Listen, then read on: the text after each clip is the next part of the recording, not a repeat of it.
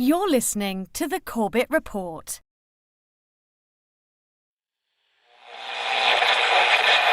High oil prices helped ExxonMobil boost its profits to nearly $11 billion in the latest quarter.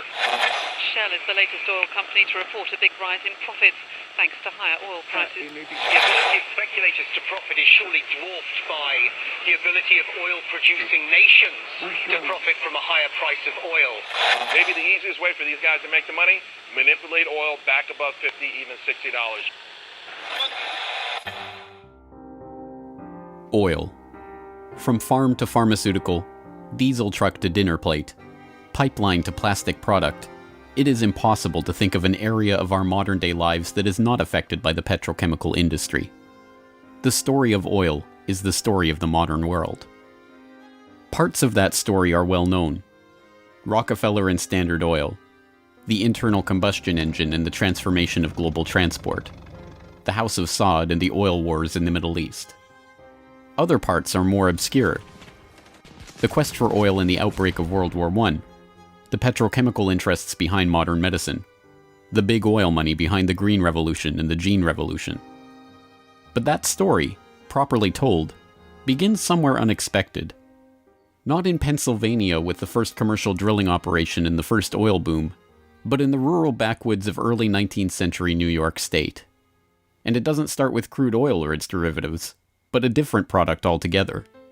Snake oil. Dr. Bill Livingston, celebrated cancer specialist, was the very image of the traveling snake oil salesman. He was neither a doctor nor a cancer specialist. His real name was not even Livingston. More to the point, the rock oil tonic he pawned was a useless mixture of laxative and petroleum and had no effect whatsoever on the cancer of the poor townsfolk he conned into buying it. He lived the life of a vagabond, always on the run from the last group of people he had fooled, engaged in ever more outrageous deceptions to make sure that the past wouldn't catch up with him. He abandoned his first wife and their 6 children to start a bigamous marriage in Canada at the same time as he fathered 2 more children by a 3rd woman. He adopted the name Livingston after he was indicted for raping a girl in Cayuga in 1849. When he wasn't running away from them or disappearing for years at a time, he would teach his children the tricks of his treacherous trade. He once bragged of his parenting technique. "I cheat my boys every chance I get. I want to make 'em sharp." A towering man of over 6 feet and with natural good looks that he used to his advantage, he went by Big Bill. Others, less generously, called him Devil Bill. But his real name was William Avery Rockefeller, and it was his son, John D. Rockefeller, who would go on to found the Standard Oil monopoly and become the world's first billionaire. The world we live in today is the world created in Devil Bill's image. It's a world founded on treachery, deceit, and the naivety of a public that has never wised up to the parlor tricks that the Rockefellers and their ilk have been using to shape the world for the past century and a half. This is the story of the oil-igarchy.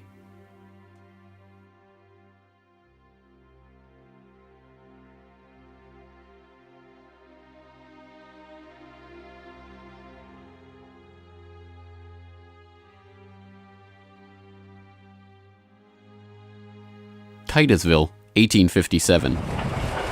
A most unlikely man alights from a railway car into the midst of this sleepy western Pennsylvania town on the shores of Oil Creek. Colonel Edwin Drake. He's from the Pennsylvania Rock Oil Company, and he's here on a mission to collect oil.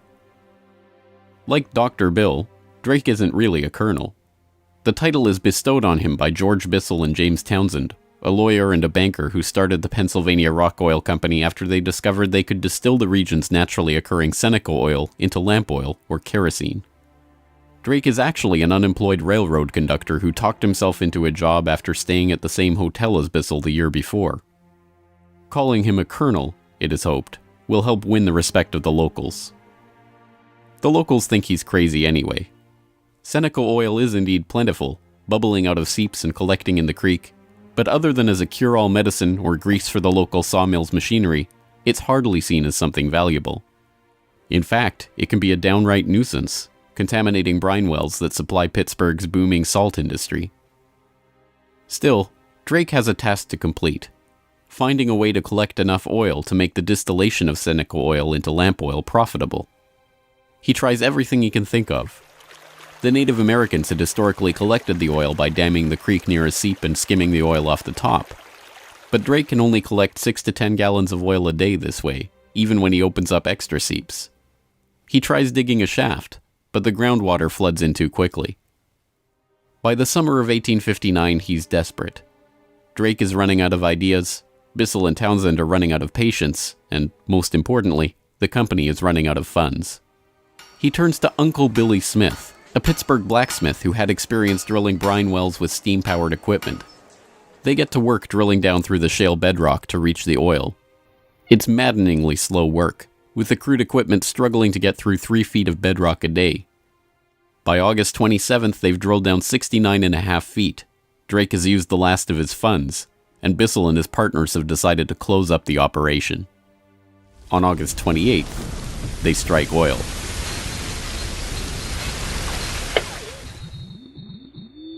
Then on Sunday, August 28, 1859, oil bubbled up the drive pipe. Uncle Billy and his son Sam bailed out several buckets of oil.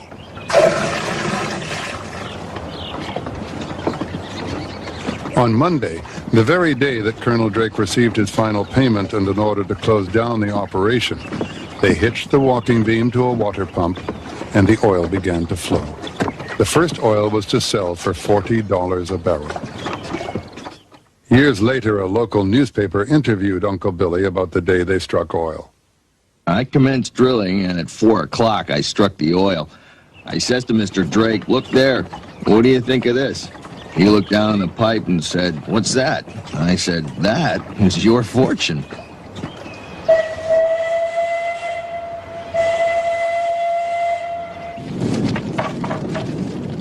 Drake's well proved that by drilling for it, oil could be found in abundance and produced cheaply. Overnight, a whole new industry was born.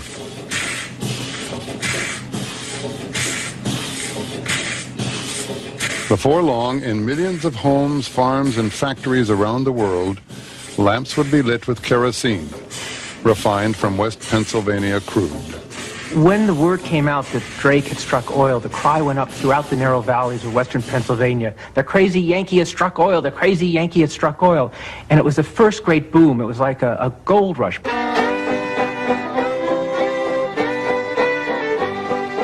Down in Pennsylvania, there is plenty oil, they say. Petroleum, petroleum, we must all have some. Overnight, the quiet farming backwoods of rural Pennsylvania was transformed into a bustling oil region, with prospectors leasing up flats, towns springing up from nowhere, and a forest of percussion rigs covering the land. The first oil boom had arrived. Already poised to make the most of this boom was a young up-and-coming bookkeeper in Cleveland with a head for numbers, John Davison Rockefeller. He had 2 ambitions in life, to make $100,000 and to live to be 100 years old. John D. set off to make his fortune in the late 1850s, armed with a $1,000 loan from his father, Devil Bill. Grandfather never finished high school and went to Cleveland, having borrowed $1,000 from his father to start business, paid 9% interest on it, incidentally. And he read about the oil business just beginning and got interested and came to realize that it was a very volatile business at the time. In 1863, seeing the oil boom and sensing the profits to be made in the fledgling business, Rockefeller formed a partnership with fellow businessmen Maurice B. Clark and Samuel Andrews, a chemist who had built an oil refinery but knew little about the business of getting his product to market. 2 years later, the shrewd John D. bought out his partners for $72,500 and, with Andrews as partner, launched Rockefeller and Andrews.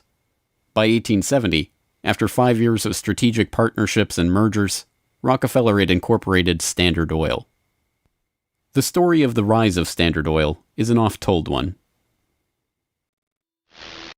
In a move that would transform the American economy, Rockefeller set out to replace a world of independent oilmen with a giant company controlled by him. In 1870, begging bankers for more loans, he formed Standard Oil of Ohio. The next year, he quietly put what he called Our Plan, his campaign to dominate the volatile oil industry, into devastating effect. Rockefeller knew that the refiner with the lowest transportation cost could bring rivals to their knees. He entered into a secret alliance with the railroads called the South Improvement Company. In exchange for large, regular shipments, Rockefeller and his allies secured transport rates far lower than those of their bewildered competitors. By 1879, when Rockefeller is 40, he controls 90% of the oil refining in the world. Within a few years, he will control 90% of the marketing of oil and a third of all of the oil wells. So this very young man controls what is not only a national but an international monopoly in a commodity that is about to become the most important strategic commodity in the world economy. By the 1880s, the American oil industry was the Standard Oil Company, and Standard Oil was John D. Rockefeller. But it wasn't long until a handful of similarly ambitious and well-connected families began to emulate the Standard Oil success story in other parts of the globe. One such competitor emerged from the Caucasus in the 1870s, where Imperial Russia had opened up the vast Caspian Sea oil deposits to private development. Two families quickly combined forces to take advantage of the opportunity. The Nobels, led by Ludwig Nobel and including his dynamite-inventing, prize-creating brother Alfred, and the French branch of the infamous Rothschild banking dynasty, led by Alphonse Rothschild. In 1891, the Rothschilds contracted with M. Samuel & Co., a Far East shipping company headquartered in London and run by Marcus Samuel, to do what had never been done before: ship their Nobel-supplied Caspian oil through the Suez Canal to East Asian markets. The project was immense. It involved not only sophisticated engineering to construct the first oil tankers to be approved by the Suez Canal Company, but the strictest secrecy. If word of the endeavor was to get back to Rockefeller through his international intelligence network, it would risk bringing the wrath of Standard Oil, which could afford to cut rates and squeeze them out of the market. In the end, they succeeded, and the first bulk tanker, the Murex, sailed through the Suez Canal in 1892 en route to Thailand. In 1897, M. Samuel & Co. became the Shell Transport and Trading Company. Realizing that reliance on the Rothschild Nobel Caspian oil left the company vulnerable to supply shocks, Shell began to look to the Far East for other sources of oil. In Borneo, they ran up against Royal Dutch Petroleum, established in The Hague in 1890 with the support of King William III of the Netherlands, to develop oil deposits in the Dutch East Indies. The two companies, fearing competition from Standard Oil, merged in 1903 into the Asiatic Petroleum Company, jointly owned with the French Rothschilds, and in 1907 became Royal Dutch Shell. Another global competitor to the Standard Oil throne emerged in Iran at the turn of the 20th century. In 1901, millionaire socialite William Knox D'Arcy negotiated an incredible concession with the King of Persia: exclusive rights to prospect for oil throughout most of the country for 60 years. After 7 years of fruitless search, D'Arcy and his Glasgow-based partner, Burma Oil, were ready to abandon the country altogether. In early May of 1908, they sent a telegram to their geologist telling him to dismiss his staff, dismantle his equipment, and come back home. He defied the order, and weeks later, struck oil. Burma Oil promptly spun off the Anglo-Persian Oil Company to oversee production of Persian oil. The British government took 51% majority control of the company's shares in 1914 at the behest of Winston Churchill, then First Lord of the Admiralty, and survives today as BP. The Rothschilds and Nobels, the Dutch royal family, the Rockefellers. These early titans of the oil industry and their corporate shells pioneered a new model for amassing and expanding fortunes hitherto unheard of. They were the scions of a new oligarchy, one built around oil and its control, from wellhead to pump. But it was not just about money. The monopolization of this, the key energy resource of the 20th century, helped secure the oligarchs not just wealth, but power over the lives of billions. Billions who came to depend on black gold for the provision of just about every aspect of their daily lives. In the late 19th century, however, it was by no means certain that oil would become the key resource of the 20th century. As cheap illumination from the newly commercialized light bulb began to destroy the market for lamp oil, the oligarchs were on the verge of losing the value from their monopoly. But a series of lucky strikes was about to catapult their fortunes even further. The very next year after the commercial introduction of the light bulb, another invention came along to save the oil industry. German engineer Carl Benz patented a reliable two-stroke internal combustion engine. The engine ran on gasoline, another petroleum byproduct, and became the basis for the Benz motor wagon that, in 1888, became the first commercially available automobile in history. And with that stroke of luck, the business that Rockefeller and the other oligarchs had spent decades consolidating was saved. But more luck was needed to ensure the market for this new engine. In the early days of the automobile era, it was by no means certain that gas-powered cars would come to dominate the market. Working models of electric vehicles had been around since the 1830s, and the first electric car was built in 1884. By 1897, there was a fleet of all-electric taxis shuttling passengers around London. The world land speed record was set by an electric car in 1898. By the dawn of the 20th century, electric cars accounted for 28% of the automobiles in the United States. The electrics had advantages over the internal combustion engine. They required no gear shifting or hand cranking, and had none of the vibration, smell, or noise associated with gasoline-powered cars. Lady Luck intervened again on January 10, 1901, when prospectors struck oil at Spindletop in East Texas. The gusher blew 100,000 barrels a day and set off the next great oil boom, providing cheap, plentiful oil to the American market and driving down gas prices. It wasn't long before the expensive, low-range electric engines were abandoned altogether, and big, loud, gas-guzzling engines came to dominate the road, all fueled by the black gold that Standard Oil, Shell, Gulf, Texaco, Anglo-Persian, and the other oil majors of the time were drilling, refining, and selling. Perhaps John D's greatest stroke of luck, however, was not supposed to be luck at all. Rockefeller had come under increasing scrutiny by a public outraged by the unprecedented wealth he had amassed through Standard Oil. Muckraking reporters like Ida Tarbell began digging up the dirt on his rise to power through railroad conspiracies, secret deals with competitors, and other shady practices. The press pictured him as a colossus with bribed politicians literally in the palm of his hand. Standard Oil was a menacing octopus with its tentacles strangling the lifeblood of the nation. Hearings began, investigations were launched, lawsuits were brought against him, and then, finally, in 1911, the Supreme Court made a monumental decision.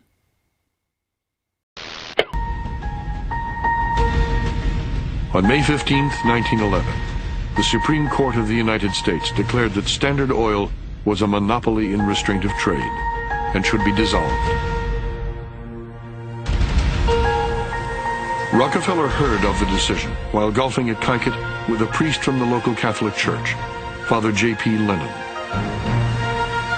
And Rockefeller reacted with amazing aplomb. He turned to the Catholic priest and said, "Father Lennon, have you some money?" And the priest was very startled by the question and said, "No." And then he said, "Why?" And Rockefeller replied, "Buy Standard Oil." As Rockefeller foresaw, the individual Standard Oil companies were worth more than the single corporation. In the next few years, their shares doubled and tripled in value. By the time the reign of cash was over, Rockefeller had the greatest personal fortune in history, nearly 2% of the American economy. And it was really losing the antitrust case that converted John D. Rockefeller into history's first billionaire. So that Standard Oil was punished in the federal antitrust case, but John D. Rockefeller Sr. most assuredly was not. To the amazement of the world, Rockefeller's punishment had in fact been his reward. Rather than being taken down a peg, the splitting up of the Standard Oil monopoly had launched him as the world's only acknowledged billionaire at a time when the average annual income in America was $520. Rockefeller's story was perfectly mirrored by the story of Colonel Edwin Drake. Having struck oil in Titusville and given rise to a billion-dollar global industry, Drake had not had the foresight to patent his drilling technique or even to buy up the land around his own well. He ended up in poverty, relying on an annuity from the state of Pennsylvania to scrape together a living, and dying in 1880. For the oligarchy, the lesson of the rise of Rockefeller was obvious. The more ruthlessly that monopoly was pursued, the tighter that control was grasped, The greater the lust for power and money, the greater the reward would be in the end. From now on, no invention would derail the oil majors from their quest for total control. No competition would be tolerated. No threat to the oligarchs would be allowed to rise.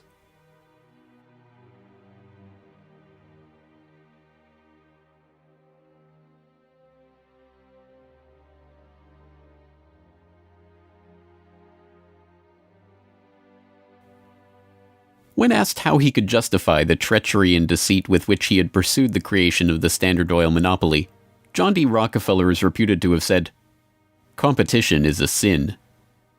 This is the mentality of the monopolist, and it is this justification, framed as religious conviction, that drove the oligarchs to so ruthlessly eliminate anyone who would dare rise up as a pretender to their throne.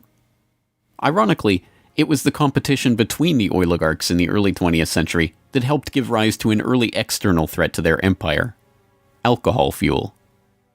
As historian Lyle Cummins has noted of the period, the oil trust battles between Rockefeller, the Rothschilds, the Nobels, and Marcus Samuel's Shell kept prices in a state of flux, and engines often had to be adaptable to the fuel that was available. In many areas where oil wasn't available, the alternative was alcohol. Ethyl alcohol had been used as fuel for lamps and engines since the early 19th century. Although it was generally more expensive, alcohol fuel offered a stability of supply that was alluring, especially in areas like London or Paris that did not have predictable access to oil supplies. Alcohol has a lower heat value, or BTU, than gasoline, but a series of tests by the U.S. Geological Survey and the U.S. Navy in 1907 and 1908 proved that the higher compression ratio of alcohol engines could perfectly offset the lower heat value, thus making alcohol and gasoline engines fuel economy equivalent. One early supporter of alcohol fuel was Henry Ford, who designed his Model T to run on either alcohol or gasoline. Sensing an opportunity for new markets to boost the independent American farms that he felt were vital to the nation, Henry Ford told the New York Times, "The fuel of the future is going to come from fruit like that sumac out by the road, or from apples, weeds, sawdust, almost anything. There is fuel in every bit of vegetable matter that can be fermented." Farmers, looking to capitalize on this, lobbied for the repeal of a $2.08 per gallon alcohol tax that had been imposed to help pay for the Civil War. They were aided by those who saw fuel alcohol as a way to break the oligarchs' monopoly. In support of a bill to repeal the alcohol tax, President Teddy Roosevelt told the U.S. Congress in 1906, "The Standard Oil Company has, largely by unfair or unlawful methods, crushed out home competition. It is highly desirable that an element of competition should be introduced by the passage of some such law as that which has already passed the House, putting alcohol used in the arts and manufactures upon the free list." The alcohol tax was repealed in 1906, and for a time corn ethanol at 14 cents a gallon was cheaper than gasoline at 22 cents a gallon. The promise of cheap, unpatentable, unmonopolizable fuel production open to anyone with raw vegetable matter and a still, swept the nation.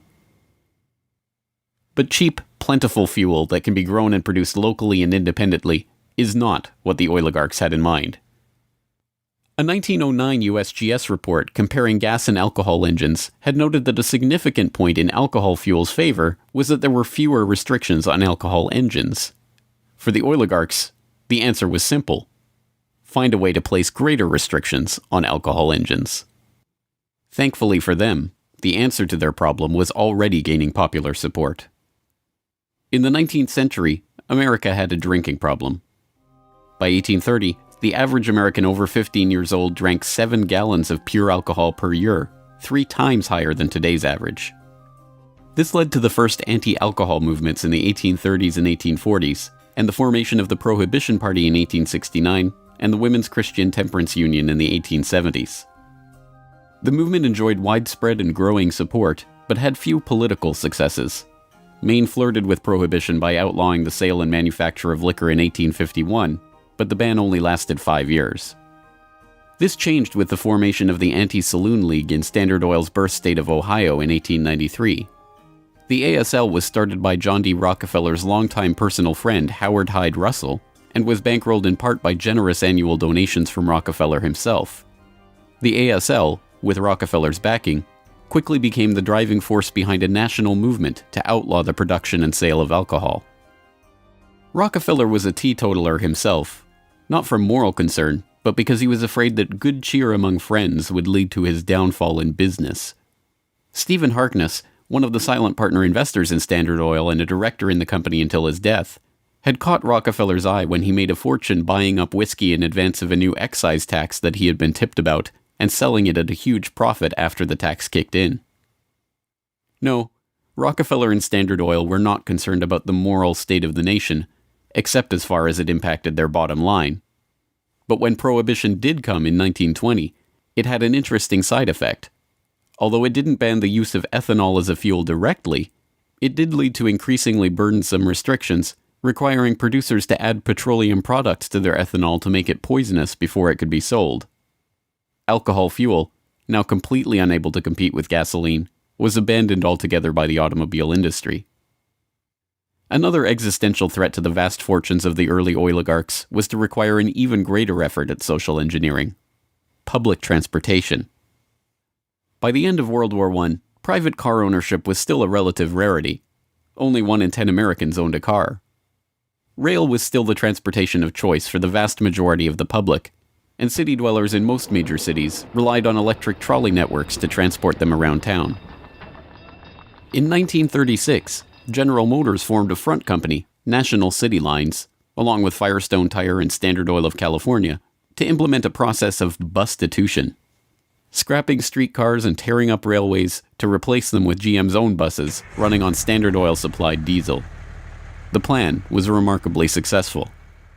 As historian and researcher F. William Engdahl notes in Myths, Lies, and Oil Wars, by the end of the 1940s, GM had bought and scrapped over 100 municipal electric transit systems in 45 cities and put gas-burning GM buses on the streets in their place. By 1955, almost 90% of the electric streetcar lines in the United States had been ripped out or otherwise eliminated. The cartel had been careful to hide their involvement in National City Lines, but it was revealed to the public in 1946 by an enterprising retired naval lieutenant commander, Edwin J. Quimby.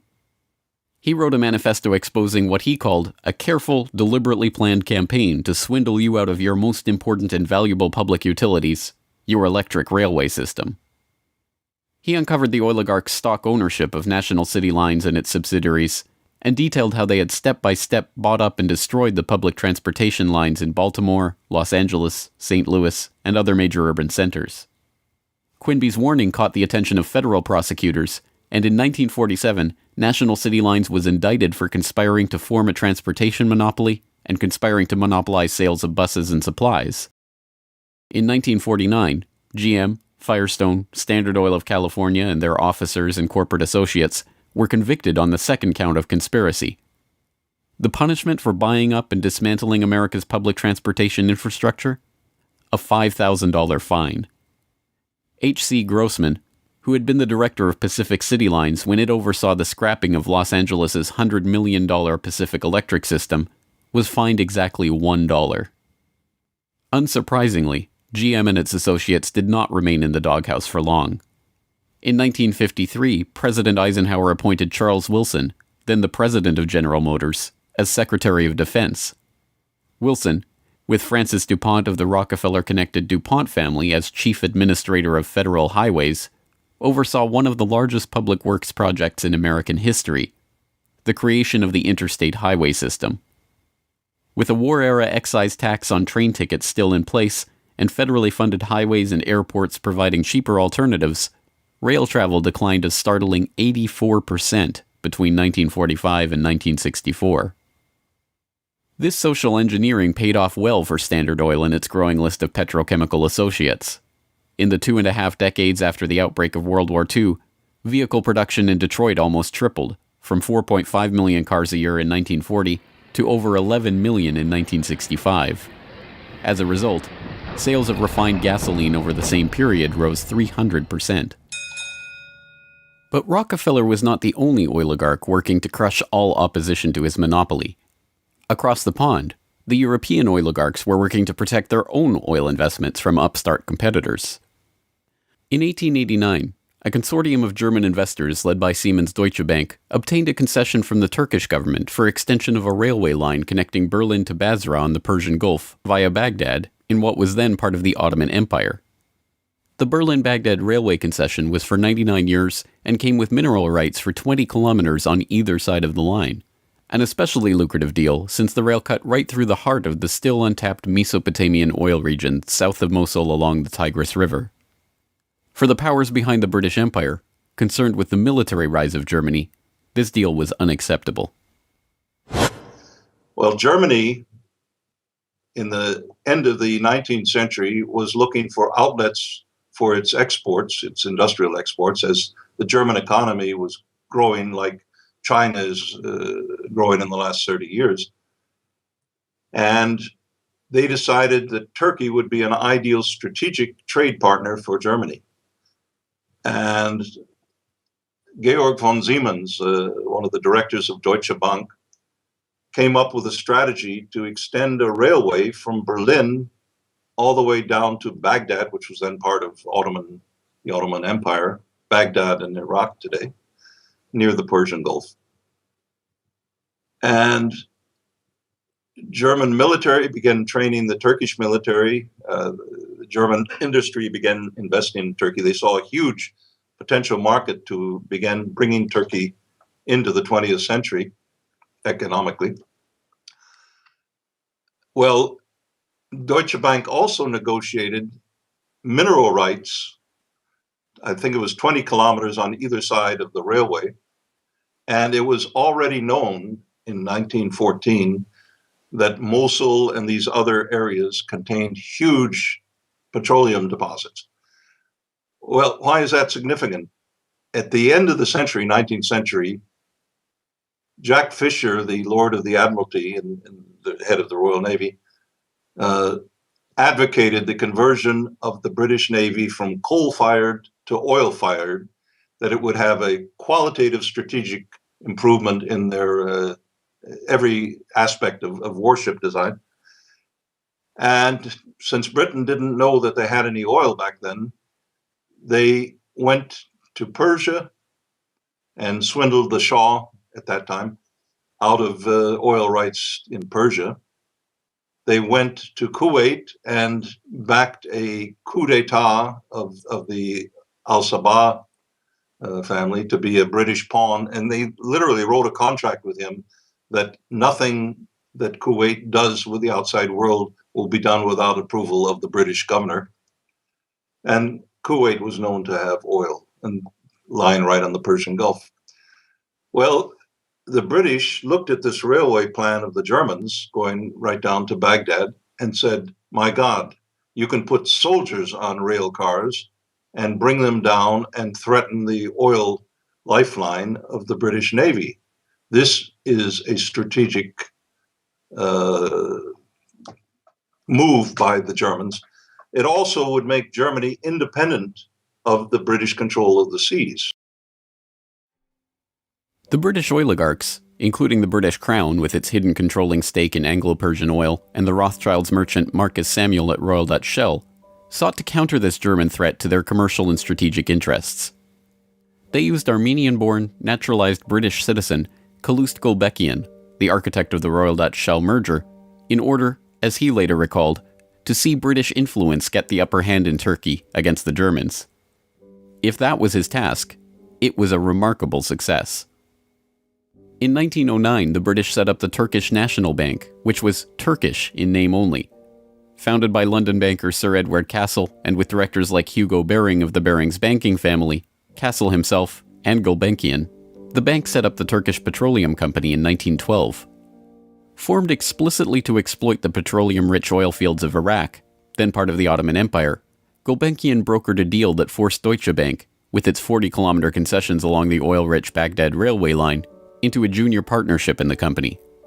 The stock was split so the British government's Anglo-Persian Oil Company owned half the shares, with Royal Dutch Shell and Deutsche Bank splitting the other half. Their plan to take over Germany's Turkish oil interests had been successful, but in an amazing irony, it didn't even matter. Gulbenkian finished negotiations for the Iraqi oil concession on June 28, 1914, the same day Archduke Ferdinand was shot in Sarajevo. An alliance the British had been brokering for years to constrain the rising German threat, an alliance involving France and Russia, kicked into motion, and the world was engulfed in war. By the end of World War I, the British and their allies had taken over Iraq and its oil deposits anyway. Germany had been completely cut out, and Gulbenkian, their scheming servant, received 5% of all oil field proceeds in the newly minted country. As the century wore on, the oil industry grew beyond the control of the handful of families that had dominated it since its inception. Oil deposits were located around the globe, and the resources of entire nation-states were marshaled to control them. Now, threats to the oligarchs and their interests required multilateral, multinational responses, and the consequences of those deals were felt worldwide. The story of the oil shock of 1973, as it has been delivered to us by the history books, is well known. By the late 1960s, the nation relied on imported oil to keep the economy strong.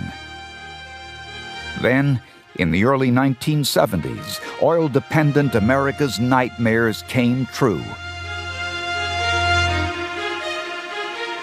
13 oil-producing countries in the Middle East and South America formed OPEC, the Organization of Petroleum Exporting Countries. In 1973, OPEC placed an oil embargo on the U.S. and other nations that had supported Israel against the Arab states in the Yom Kippur War. The American economy went into a tailspin as gas shortages gripped the nation. Few, however, know that the crisis and its ensuing response was in fact prepared months ahead of time at a secret meeting in Sweden in 1973. The meeting was the annual gathering of the Bilderberg Group, a secretive cabal formed by Prince Bernhard of the Netherlands in 1954. The Dutch royal family not only gave its royal imprint to Royal Dutch Petroleum, they are still rumored to be, along with the Rothschilds, one of the largest shareholders in Royal Dutch Shell, from the days when Queen Wilhelmina's Anglo-Dutch petroleum holdings and other investments made her the world's first female billionaire, right through to today. Bernhard's guest list at the Bilderberg Group reflected his position in the oil-igarchy. Alongside him at the Swedish conference were David Rockefeller of the Standard Oil dynasty and his protege Henry Kissinger, Baron Edmund de Rothschild, E.G. Collado, the vice president of Exxon, Sir Dennis Greenhill, director of British Petroleum, and Gerrit A. Wagner, president of Bernhard's own Royal Dutch Shell. At the meeting in Sweden, held 5 months before the oil crisis began, the oligarchs and their political and business allies were planning their response to a monetary crisis that threatened the world dominance of the US dollar. Under the Bretton Woods system, negotiated in the final days of World War II, the US dollar would be the backbone of the world monetary system, convertible to gold at $35 per ounce, with all other currencies pegged to it. Increasing US expenditures in Vietnam and decreasing exports caused Germany, France, and other nations to start demanding gold for their dollars. With the Federal Reserve's official gold holdings plunging and unable to stem the tide of demand, Nixon abandoned Bretton Woods in August 1971, threatening the dollar's position as the world reserve currency. Accordingly, I have directed the Secretary of the Treasury to take the action necessary to defend the dollar against the speculators. I have directed Secretary Connally to suspend temporarily the convertibility of the dollar into gold or other reserve assets, except in amounts and conditions determined to be in the interest of monetary stability and in the best interest of the United States.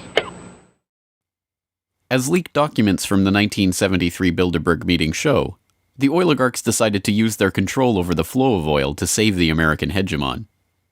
Acknowledging that OPEC could completely disorganize and undermine the world monetary system, the Bilderberg attendees prepared for an energy crisis or an increase in energy costs, which, they predicted, could mean an oil price between $10 and $12, a staggering 400% increase from the current price of $3.01 per barrel.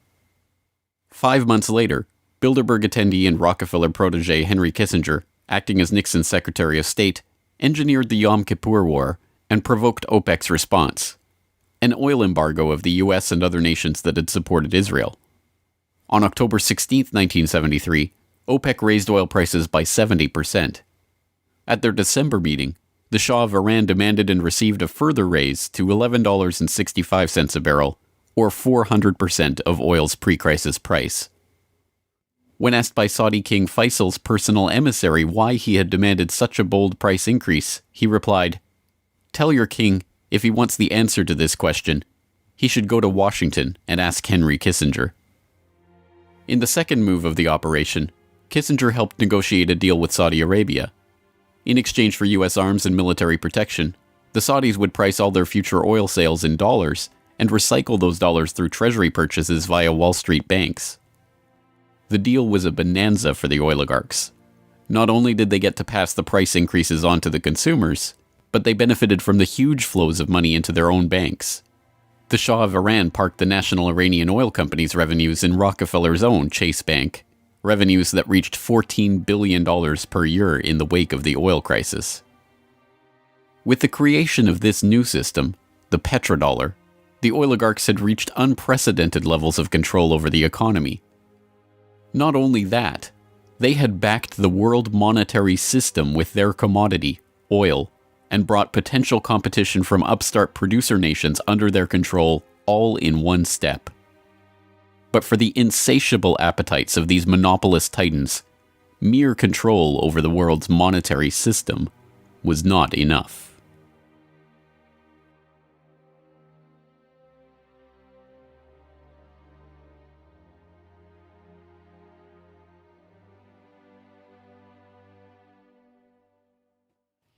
In the 19th century, railroad conspiracies and predatory pricing had been enough to assure the oligarchs' monopoly.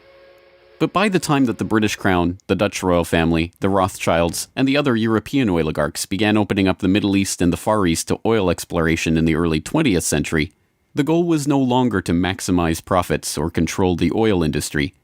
It was not even to control international diplomacy. It was to control and shape the world itself, its resources, its environment, and its people. In order to achieve this goal, the oligarchy would need a facelift. In the current age, with the Rockefeller name now more likely to be associated with Rockefeller Plaza or Rockefeller University than Standard Oil, it is difficult to understand just how hated John D. was in his own day. He was the head of the Standard Oil Hydra, an octopus strangling the world in his tentacles, a cutthroat gardener pruning the competitors from the flower of his oil monopoly. As one of the richest men the world had ever known, he was an easy target for the average working man's frustration and a magnet for the poor seeking help.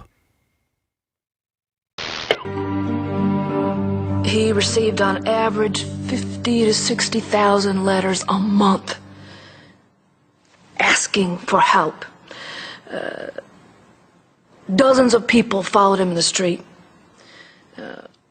Literally, crowds stood around the Standard Oil offices, waiting for him to come out.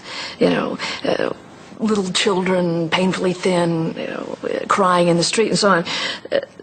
Rockefeller felt overwhelmed.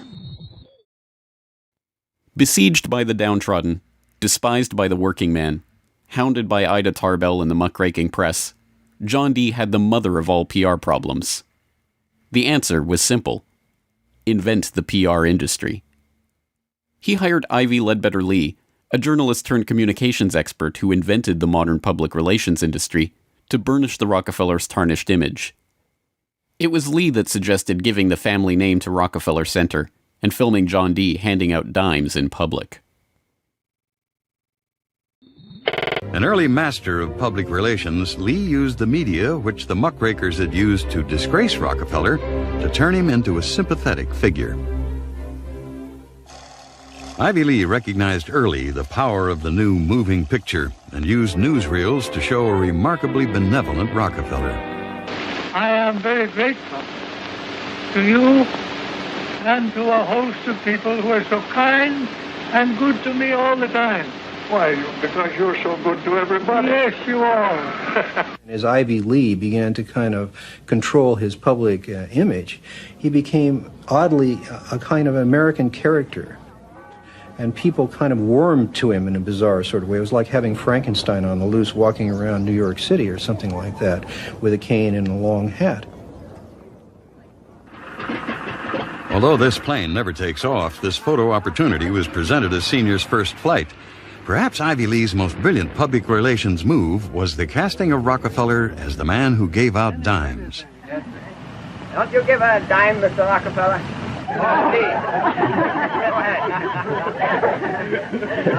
You read a dime? Thank you, sir. Thank you very much. I consider And myself... thank you for the ride. I consider myself more than amply paid. Bless you, bless you, Yes. bless you. These PR stunts seem obvious and ham-handed by today's standards, but they were effective enough. To this day, people leave dimes on the stone marker at the base of the 70-foot Egyptian obelisk that towers over John Dee's final resting place in Cleveland's Lakeview Cemetery. But it was not stage-managed photo opportunities like these that transformed Rockefeller into a public hero. In order to win the public over, he was going to have to give them what they wanted. And what they wanted wasn't difficult to understand. Money. But just as his father, Devil Bill, had taught him to do in all his business dealings, Rockefeller made sure to get the better end of the bargain. He would donate his great wealth to the creation of public institutions, but those institutions would be used to bend society to his will. As every would-be ruler throughout history has realized, society has to be transformed from the ground up. Americans in the 19th century still prized education and intellectual pursuits, with the 1840 census finding unsurprisingly that the United States, a nation that had been mobilized by tracts like Thomas Paine's remarkably popular Common Sense, was a nation of readers with a remarkable 93% to 100% literacy rate.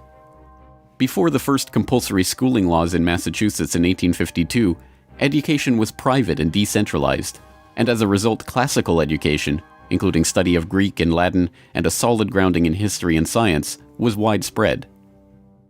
But a nation of individuals who could think for themselves was anathema to the monopolists.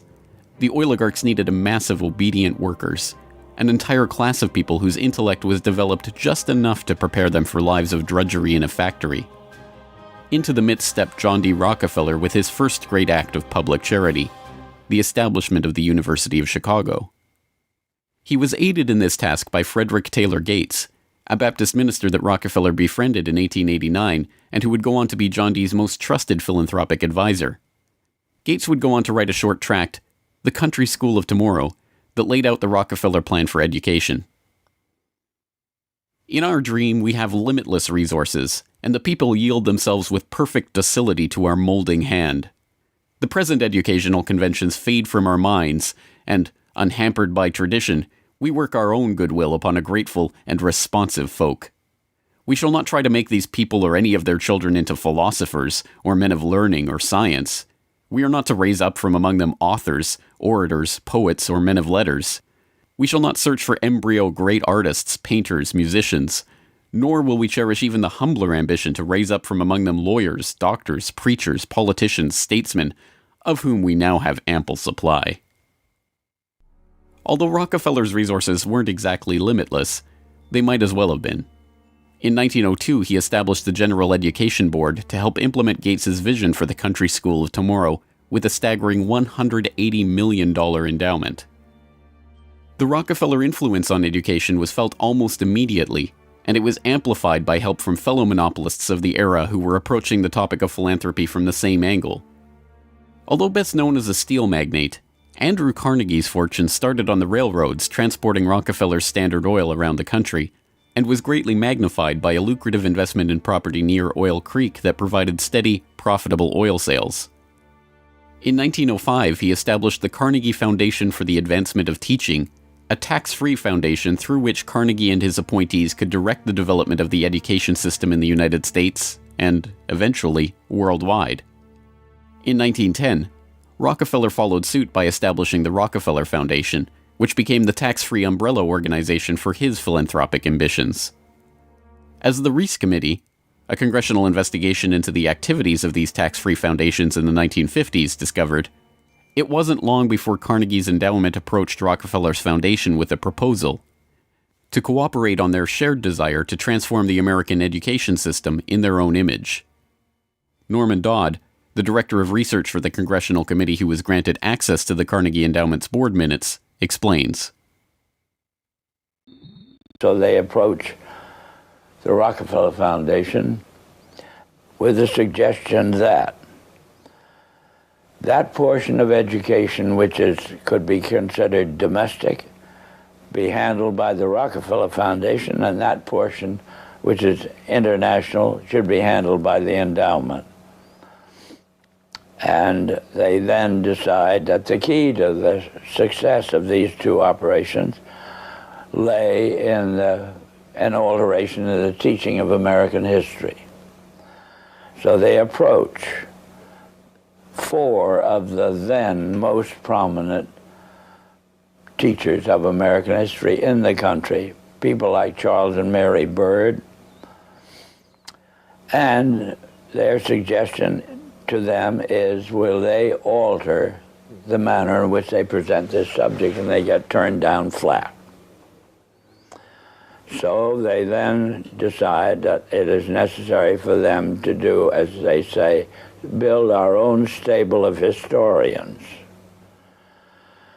And then they approach the Guggenheim Foundation, which specializes in fellowships, and say, when we find young men in the process of studying for doctorates in the field of American history, and we feel that they are the right caliber, will you grant them fellowships on our say-so?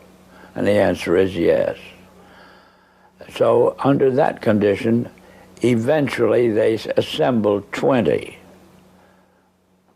And they take this 20 potential teachers of American history to London, and there they're briefed into what is expected of them when, as and if they secure appointments in keeping with the doctorates they will have earned. And that group of 20 historians ultimately becomes the nucleus of the American Historical Association.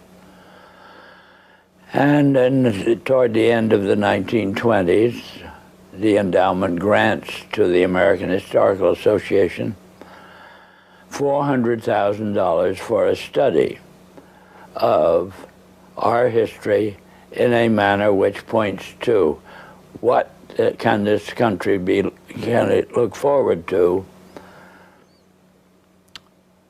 in the future. And that culminates in a 7-volume study, the last volume of which is, of course, in essence, a summary of the contents of the other 6. And the essence of the last volume is the future of this country belongs to collectivism administered with characteristic American efficiency. With this base for transformation firmly established, the Rockefeller Foundation and like-minded organizations embarked on a program so ambitious that it almost defies comprehension. They transformed the practice of medicine. As usual, the oligarchs that funded this change were also there to profit from it, and once again, John D. took his cue from Devil Bill's example. William Rockefeller had called his brand of snake oil New Joel for New Oil, and Standard Oil spun off New Joel as a laxative under their Stanco subsidiary. Manufactured on the same premises as Flit, an insecticide also derived from Standard Oil's byproducts, New Joel sold at the druggist for 28 cents per 6-ounce bottle. It cost Standard Oil less than 1/5 of a cent to manufacture. Pharmaceuticals provided a lucrative new opportunity for the oligarchs, but in a turn-of-the-century America that was still largely based on naturopathic, herbal remedies, it was a tough sell. The oligarchy went to work changing that. In 1901, John D. established the Rockefeller Institute for Medical Research. The institute recruited Simon Flexner, a pathology professor at the University of Pennsylvania, to serve as its director. His brother, Abraham, was an educator who was contracted by the Carnegie Foundation to write a report on the state of the American medical education system. His study, the Flexner Report, along with the hundreds of millions of dollars that the Rockefeller and Carnegie Foundations were to shower on medical research in the coming years, resulted in a sweeping overhaul of the American medical system. Naturopathic and homeopathic medicine, medical care focused on unpatentable, unmarketable natural remedies and cures, was now dismissed as quackery. Only drug-based allopathic medicine requiring expensive medical procedures and lengthy hospital stays was to be taken seriously. The fortunes of Carnegie, Morgan, and Rockefeller financed surgery, radiation, and synthetic drugs. They were to become the economic foundations of the new medical economy. The takeover of the medical industry was accomplished by the takeover of the medical schools. Well, the people that we're talking about, Rockefeller and Carnegie in particular, came to the picture and said, we will put up money. They offered tremendous amounts of money to the schools that would agree to cooperate with them.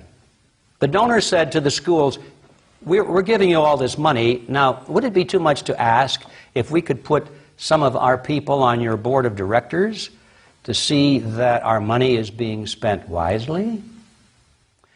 Almost overnight, all of the major universities received large grants from these sources and also accepted 1, 2, or 3 of these people that I mentioned on their board of directors, and the schools literally were taken over by the financial interests that put up the money. Now, what happened as a result of that is that the schools did receive an infusion of money. They were able to build new buildings. They were able to add expensive equipment to their laboratories. They were able to hire top-notch teachers. But at the same time as doing that, they skewed the whole thing in the direction of pharmaceutical drugs. That was the efficiency in philanthropy. The doctors from that point forward in history would be taught pharmaceutical drugs. All of the great teaching institutions in America were captured by the pharmaceutical interests in this fashion. And it's amazing how little money it really took to do it. The oil-igarchy birthed entire medical industries from their own research centers and then sold their own products from their own petrochemical companies as the cure. It was Frank Howard, a Standard Oil of New Jersey executive, who would go on to persuade Alfred Sloan and Charles Kettering to donate their fortunes to the cancer center that would then bear their name. As director of research at Sloan Kettering, Howard appointed Cornelius Rhodes, a Rockefeller Institute pathologist, to develop his wartime research on mustard gas for the U.S. Army into a new cancer therapy. Under Rhodes's leadership, nearly the entire program and staff of the Chemical War Service was reformed into the Sloan Kettering Drug Development Program, where they worked on converting mustard gas into chemotherapy. And once again, the Rockefellers' own snake oil was being sold as a cancer cure-all. The oligarchs' interest in the burgeoning pharmaceutical industry converged in companies like IG Farben, a drug and chemical cartel formed in Germany in the early 20th century. Royal Dutch's own Prince Bernhard served on an IG Farben subsidiary's board in the 1930s, and the cartel's American operation, set up in cooperation with Standard Oil, included on its board Standard Oil president Walter Teagle, as well as Paul Warburg of Kuhn-Loeb and Company, itself headed by Jacob Schiff of the Rothschild broker family. At its height, IG Farben was the largest chemical company in the world, and the 4th largest industrial concern in the world, right behind Standard Oil of New Jersey. The company was broken up after World War II, but like Standard Oil, its various pieces remained intact, and today BASF, one of its chemical offshoots, remains the largest chemical company in the world, while Bayer and Sanofi, 2 of its pharmaceutical offshoots, are among the largest pharmaceutical companies in the world.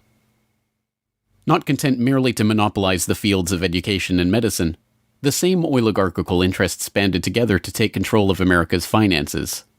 In 1910, John D. Rockefeller Jr.'s own father-in-law, Senator Nelson Aldrich, Frank Vanderlip of the National City Bank, and Paul Warburg, as well as various agents of J.P. Morgan, met in complete secrecy on Jekyll Island to hammer out the details of what would go on to become the Federal Reserve, America's central bank. The Fed, established in 1913, would be run by hand-picked appointees of the oligarchy and their banking associates, including, perhaps inevitably, Standard Oil president and American IG director Walter Teagle. The Rockefeller family would go on to formally enter the banking field in the 1950s when James Stillman Rockefeller, the grandson of John D's brother, was appointed director of National City Bank. Meanwhile, John D's own grandson, David Rockefeller, would go on to take over Chase Manhattan Bank, the longtime banking partner of the Standard Oil empire. In this move, the Rockefeller story perfectly mirrored that of their fellow oligarchs, the Rothschilds. Whereas the Rothschilds had supplemented their banking fortune with their oil interests, the Rockefellers supplemented their oil fortune with banking interests. Springboarding from success to success as they consolidated monopolies across every field of human activity, the oligarchs' ambitions became even larger. This time, their goal was to consolidate control over the very food supply of the world itself. And once again, they would use philanthropy as the cover for their business takeover. The Green Revolution began in 1943 when plant geneticist Norman Borlaug and a team of researchers arrived on Mexican soil. His goal was to improve agricultural techniques and biotechnological methodologies, which in turn would help alleviate starvation and improve the living quality of developing nations. Creating new genetically modified strains of wheat, rice, maize, and other crops, Borlaug planned to win the battle against world hunger. The hope was that these new crops and farming techniques would rescue third world countries from the brink of starvation. That's exactly what happened. The agricultural innovations brought to the poverty-stricken countries gave the farmers the skills and resources necessary to sustain themselves. This triggered a chain of events that would allow these once struggling nations to survive. Agricultural exports soared in quantity and diversity and allowed the countries to become self-sufficient. As the genetically modified crops thrived, farmers were able to use their increased income to purchase newer and superior farming machinery. This increase in revenue made farming easier, more reliable, and more efficient. The Green Revolution led to the modernization of agriculture and has had a profound social, economic, and political impact on the world. The Mexican government turned to the Rockefeller Foundation in their endeavor to nourish Mexico through agriculture. Norman Borlaug, needless to say, was a researcher for the Rockefeller Foundation, and the Green Revolution, for whatever increase in yields it brought about, also created markets for the oligarchs' own interest in the petrochemical fertilizer industry and gave rise to the ABCD seed cartel of Archer Daniels Midland, Bunge, Cargill, and Louis Dreyfus. These companies, along with their associated interests in the food packaging and processing industry, formed the core of American agribusiness, a concept developed at Harvard Business School in the 1950s with the help of research conducted by Vasily Leontief for the Rockefeller Foundation. The American agribusiness giants shared a common goal: the transformation of third world agriculture into a captive market for their goods. From this perspective, the project was a runaway success. By the 1970s, the Rockefeller Standard Oil network and its cronies in the nitrogen fertilizer industry, including DuPont, Dow Chemical, and Hercules Powder, had broken into markets around the world, markets conveniently forced open for them by the U.S. government itself under President Johnson's Food for Peace program, which mandated the use of petrochemical-dependent agricultural technologies by aid recipients. Unable to afford these new technologies themselves, the impoverished Third World beneficiaries of this revolution relied on loans from the International Monetary Fund and the World Bank, handled by Rockefeller's own Chase Manhattan Bank and guaranteed by the U.S. government. The real costs of the Green Revolution, economic, agricultural, and environmental, are seldom tallied. Access to these debt-financed petrochemical-dependent technologies exacerbated the difference between the rich landowning class and the landless peasants in countries like India, where land reform and abolition of usury were dropped from the political agenda after the Green Revolution took over. Even then, the revolution's main success, its increase in agricultural yields, has been oversold. Yield growth across India actually slowed after the introduction of agribusiness. The environmental destruction is even more devastating.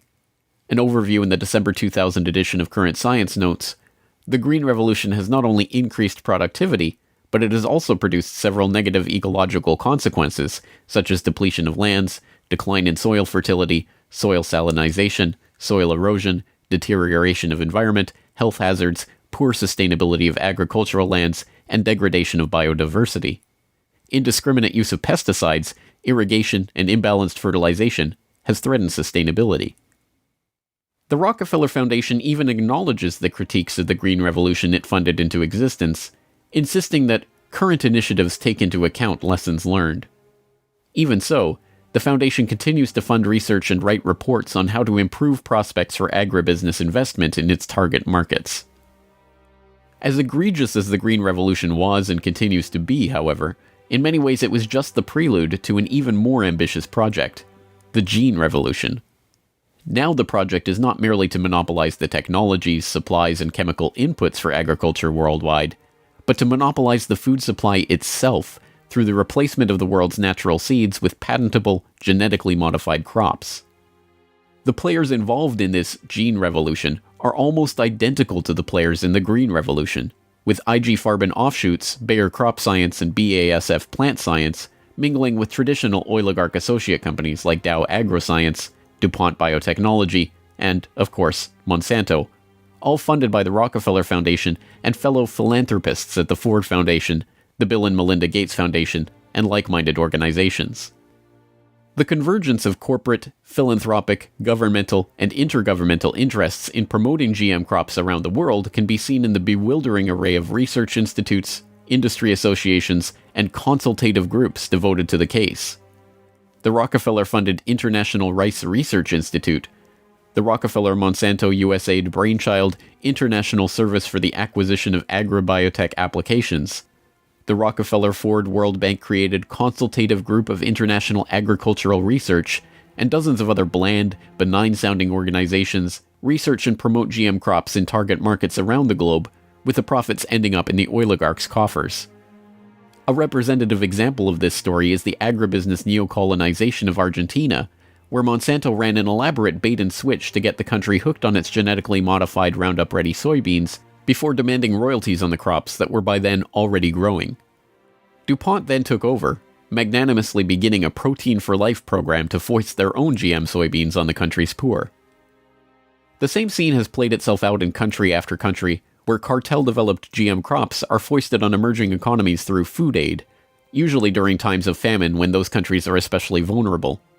Only a handful of countries like Zambia or Angola have outright rejected this GMO takeover of their food supply, generously subsidized by the US government to the benefit of the agribusiness cartel.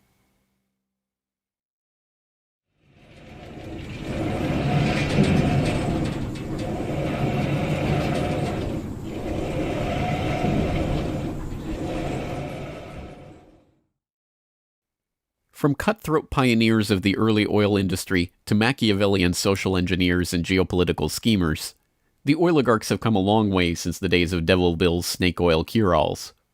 But his use of every form of deception and trickery to swindle the public informed how John D. and the rest of the oligarchs built up their business interests. As the 20th century drew to a close, it was obvious that for the powerful cartel that built the oil industry, the Rockefellers, the Rothschilds, the British and Dutch royal families, it was no longer about oil, if it ever really was. The takeover of education, of medicine, of the monetary system, of the food supply itself, showed that the aim was much greater than a mere oil monopoly. It was the quest to monopolize all aspects of life, to erect the perfect system of control over every aspect of society, every sector from which any threat of competition to their power could emerge. They had been remarkably, almost unbelievably successful. From oil well to gas pump, farm to fork, hospital to pharmaceutical, drill rig to dollar bill, there was almost no aspect of society that was not under their control. But the oligarchs are not done yet. Their next project, launched in the late 20th century, is almost too ambitious to be comprehended. It is not about oil. It is not about money.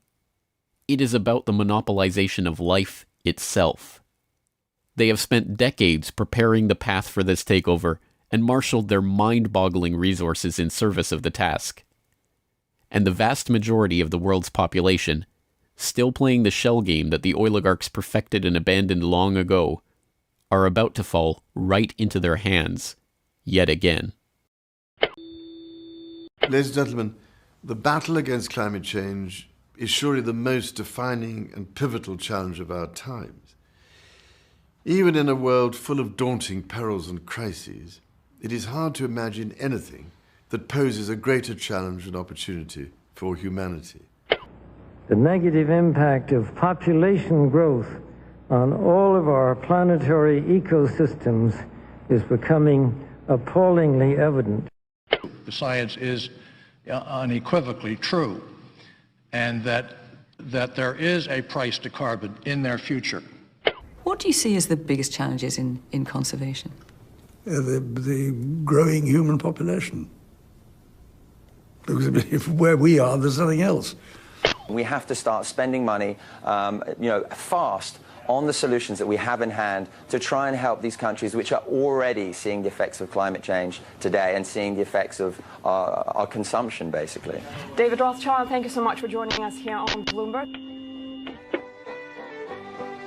Down in Pennsylvania, there is plenty oil, they say. Petroleum, petroleum, we must all have some. The oily fever, don't you see, infects most every live Yankee. From north, from east and west they come for petroleum oil. Oil, oil, oil, oh petroleum. Oil, oil, oil, petroleum.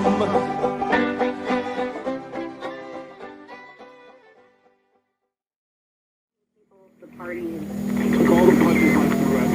I'm still here. The negative impact of population growth is becoming appallingly evident. Heirs to an oil fortune join the divestment drive. In a highly symbolic gesture, the Rockefeller family will sell off its assets linked to fossil fuel companies. A slump in global oil prices has Saudi Arabia rethinking its near total dependence on oil revenue. We should be focusing on it, and we should be curbing our appetite for carbon-intensive products and services. But the problem is it's got a lot of room for debate. Obviously, the Rockefellers are making this move as an environmental one, but also from an investment standpoint, this also makes plenty of business sense. You can't simply carry on business the way you're doing it now. There is a price to carbon in their future. What do you see as the biggest challenges in conservation? The growing human population.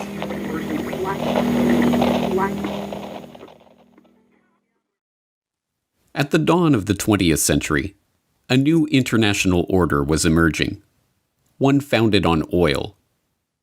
And by the end of the 20th century, that order was firmly established. Heating, transportation, industrial power, plastic manufacturing, pharmaceuticals. There is no facet of modern life that is not, one way or another, dependent on oil.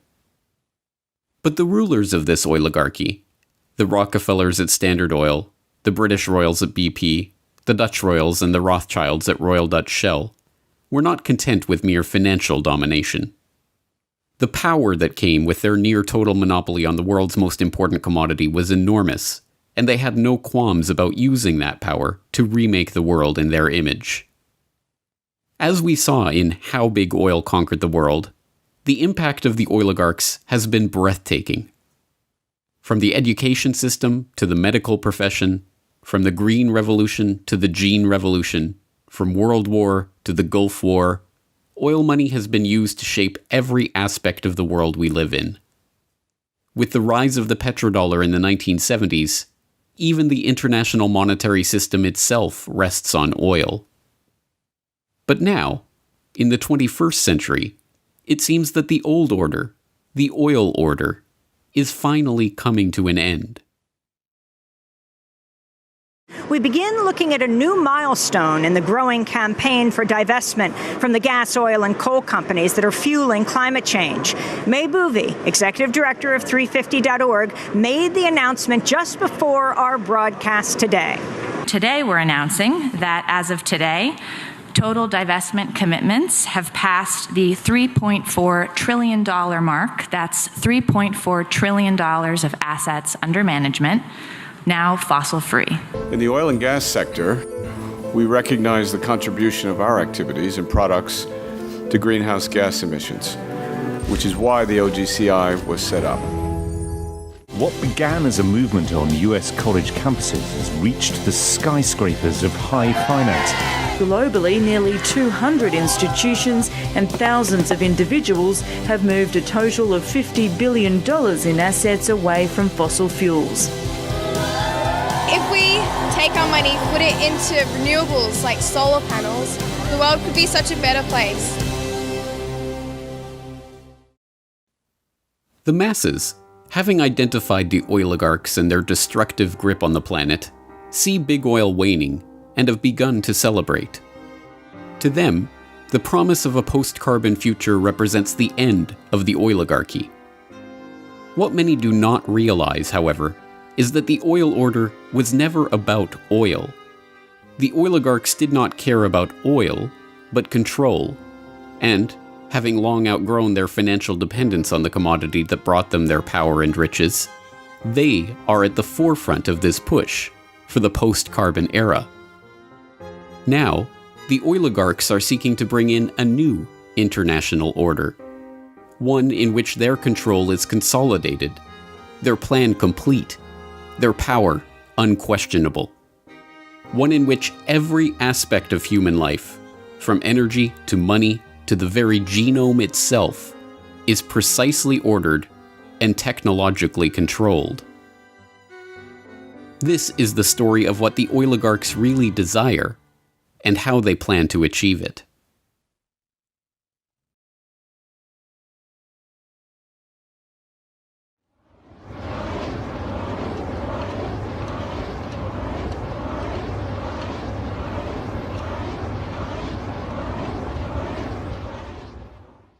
Dhaka, 1963.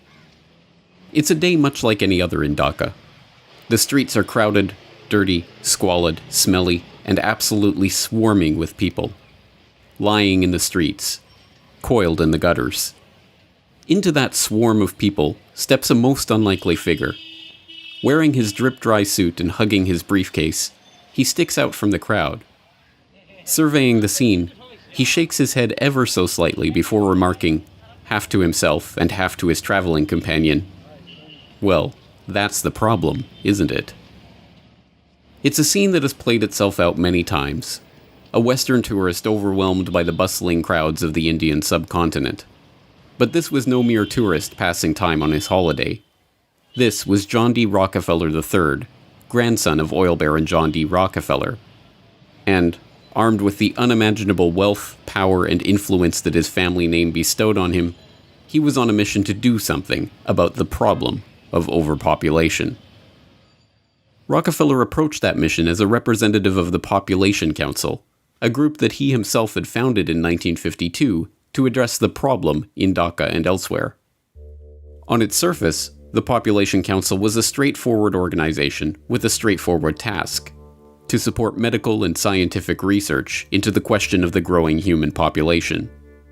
But the dark history of the council and its guiding philosophy reveal Rockefeller's true interest in this problem and its ultimate solution. John D. Rockefeller III, or JDR3 as he was known to the constellation of researchers, businessmen, politicians, diplomats, and royals in the orbit of the Rockefeller family, had decided early on how to make proper use of the formidable money and power at his disposal, by controlling the population of the planet. In 1934, the then 28-year-old JDR3 had written a letter to his father, John D. Rockefeller Jr., about the Rockefeller Foundation's research into birth control and related questions, declaring, "I have come pretty definitely to the conclusion that it is the field in which I will be interested, for the present at least, to concentrate my own giving." JDR3 was nothing if not a man of his word. After commissioning a Rockefeller Foundation fact-finding mission to Asia to report on the threat of the growing Third World population, he organized a conference of the top medical and demographic researchers of the era to discuss, as the very title of the meeting termed it, population problems. From that meeting emerged the idea for an organization, the Population Council, to guide the development of the burgeoning field of population and fertility research. JDR3 personally donated $1.35 million of his own money to found the council and provide its initial operating expenses. Like his father and grandfather before him, Rockefeller had learned to use philanthropy and largesse as a mask for his true intention: control. But that mask slipped when he penned a draft of the council's charter revealing the organization's true purpose. The council, according to JDR3, would promote research and apply existing knowledge to help develop such changes in the attitudes, habits, and environmental pressures affecting the life of human beings, so that within every social and economic grouping, parents who were above the average in intelligence, quality of personality, and affection will tend to have larger than average families. Thomas Perrin, the former Surgeon General of the United States and Council co-founder, warned against including such a blunt admission in the Council's mission statement. Such questions arise as the following, he warned. Who is to determine the parents who are above average in affection? Also, who would decide the persons having better than average personality? Frankly, the implications of this, while I know they were intended to have a eugenic implication, could readily be misunderstood as a Nazi master race philosophy. I have, therefore, recast this paragraph. The line was dropped from the final version of the charter. In truth, however, that sentence had not been written by JDR3 himself. Instead, it had been copied word for word from the back cover of Eugenical News, the central publication of the American eugenics movement. This was no mere accident. Frederick Osborne, one of the co-founders of the Council and its first president after Rockefeller stepped down in 1957, was also the president of the American Eugenics Society. When the Population Council was founded, both Osborne and the American Eugenics Society he directed formally moved their operations into the Council's New York office, with the Eugenics Society now taking its funding directly from Rockefeller's Population Council grant. The Population Council was the Eugenics Society under another name. Eugenics. This was the guiding vision of JDR3 and the Rockefeller family's philanthropy. A vision that cast the Rockefellers and their fellow oligarchs as superior families, fit by very virtue of their wealth and success to guide the course of world events. The power to determine who was fit to breed and who was too poor to pass on their genes. Eugenics is basically a movement among the elite to eradicate what they deem the inferior classes, and that's the inferior social classes, racial classes, ethnic classes, more or less everyone who isn't up to their standards. And after eradicating those classes, what they aim to do is genetically engineer themselves to such a high level that the remaining population that they permit to exist beneath them will never have the power to overthrow them, essentially, the end of history. So the term itself was coined by Galton, and it essentially means well-born. The idea is kind of a mix of a bunch of ideas that were circulating around the 1850s. So if you go back to, say, Mendel was studying hereditary characteristics in pea plants, and he was able to determine that certain characteristics were being passed on and that these things could be determined and essentially predicted. And also at the same time, now you have Spencer, who's talking about the survival of the fittest, with the same kind of idea, the same thread running through there, that there are genetic characteristics that exist that would make one species, one plant or animal more fit than another and more capable of surviving. Also, of course, you had Darwin's work at the time, Origin of Species, and kind of maps this process by which genetic material is passed along and evolution results through this process. So Galton is essentially taking all of these ideas, and he was kind of known for observing and identifying patterns. And what he essentially did was started to come up with this concept, this idea that through studying human characteristics, they could, if they chose to, breed superior human beings. Obsessed with breeding and family heredity, The eugenicists believed that it was not merely physical characteristics like weight or height that were determined by one's family line, but social characteristics like intelligence or conscientiousness or even criminality. If you were poor, it's because you come from poor stock. If you're criminal, it's because your family line is criminal. And if you're a Rockefeller or a Rothschild or a royal, you are rich and successful because your family was destined for fortune and success. The pseudoscientific trappings of this 19th century eugenic philosophy may have been new, but in fact the idea is as old as human civilization itself. People have always been taught to believe that their rulers are special, a class apart, members of a family specially chosen to rule over the masses. Whether literal descendants of the gods, like the pharaohs of Egypt or the emperors of Japan, or members of families specially chosen by God to reign over their kingdoms, like the monarchs of Europe. The right to rule over others was something passed down through family trees. The commoners, meanwhile, knew their place. Not being born of royal blood, they entered the world as serfs, worked the land for the benefit of the noble class, and, if they were lucky, had children of their own to repeat the cycle for another generation. But the breakdown of medieval feudalism gave rise to a newly wealthy merchant class. The development of the scientific method challenged centuries of religious dogma. The spread of Enlightenment philosophy led to the toppling of monarchs and the rise of democracy, and the Industrial Revolution paved the way for the rise of the robber barons and the creation of vast new family fortunes. By the late 19th century, as the oligarchs in America and Europe began to consolidate their wealth, a new justification for elite rule of society was needed. One that discarded with outdated appeals to supernatural order and seemed to rest on a bedrock of science. An idea that could explain how nouveau riche upstarts like the Rockefellers and Rothschilds had risen to positions of prominence in society alongside the old royal dynasties of Europe. Eugenics fit the bill perfectly. The answer was in their genes. Well, I think this eugenic idea that comes about of survival of the fittest almost gives a scientific excuse for some of the most inhumane and horrific actions that have ever been journeyed by humanity and then manifested. So the idea of controlling people through controlling reproduction and reproductive capability and access to mates and stuff like this is an idea that's thousands of years old. So eugenics, when it came around, in a strong form in the late 1800s, where you've got people like the Darwins, the Wedgwoods, and the Huxleys, specifically T.H. Huxley, Thomas H. Huxley was known as Darwin's bulldog.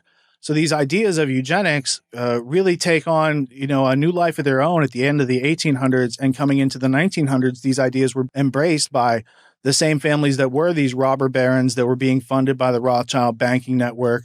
Also, the Fabian Socialist Society, which again had a lot of the same movers and shakers as these people who were higher ups in the British Empire. So when it reared its head in the 1920s and 30s, and these forced sterilization campaigns, whereas if they felt that you had a low IQ or that you had some congenital disease that would be passed on, that you didn't have the right to marry and have children. Eugenics, of course, was pseudoscience. When Galton and his fellow travelers began developing the theory, the identification of the actual mechanism of heredity, including genes and DNA, was nearly 100 years away. Instead, they used catch-all terms with no definition like feeble-mindedness to diagnose poverty or criminality, claiming it was caused by defective germplasm. They used phrenology to try to determine the physical expression of alcoholism or low intelligence. Even the most famous works of the eugenics era, like Henry Goddard's study of the Kallikak family, were roundly discredited and even repudiated by their authors.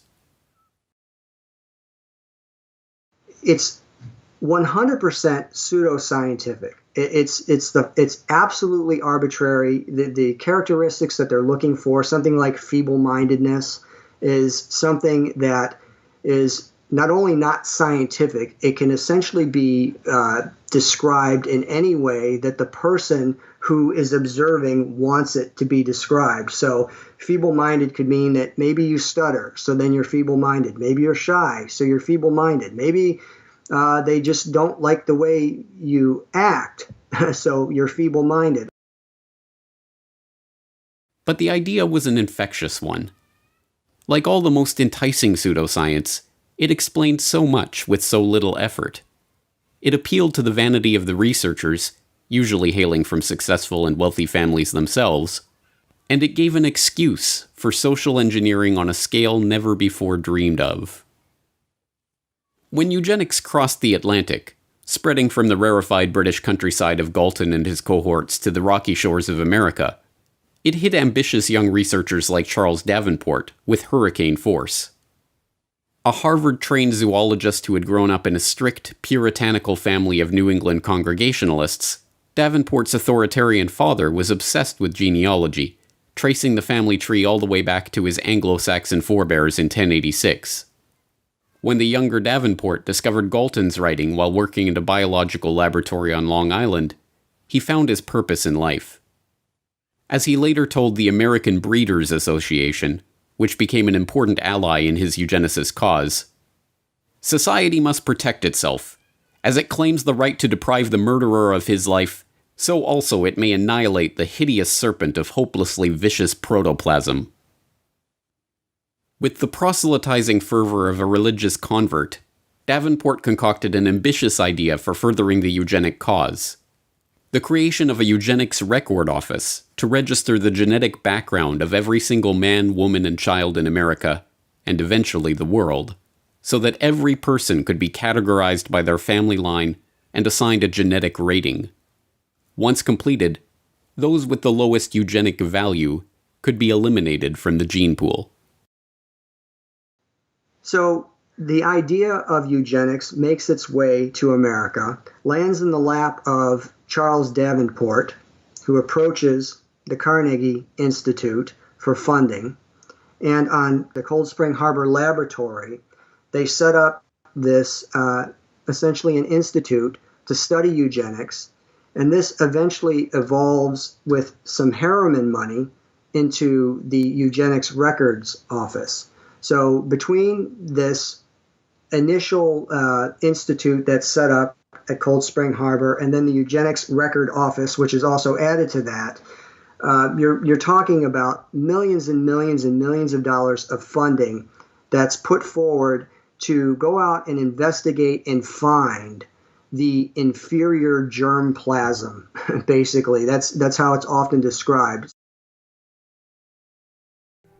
The Rockefeller Foundation's initial contribution to the Eugenics Record Office, a mere $21,650, was a small sum, but it came with clear benefits. Not only the institutional infrastructure and the personnel of the foundation and the prestige of the Rockefeller name itself, but the promise of increased support as the work advanced.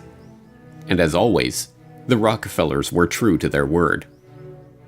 Rockefeller Foundation researchers like William Welch, the founding director of the Rockefeller Institute for Medical Research, sat on the ERO's board and helped direct its activities.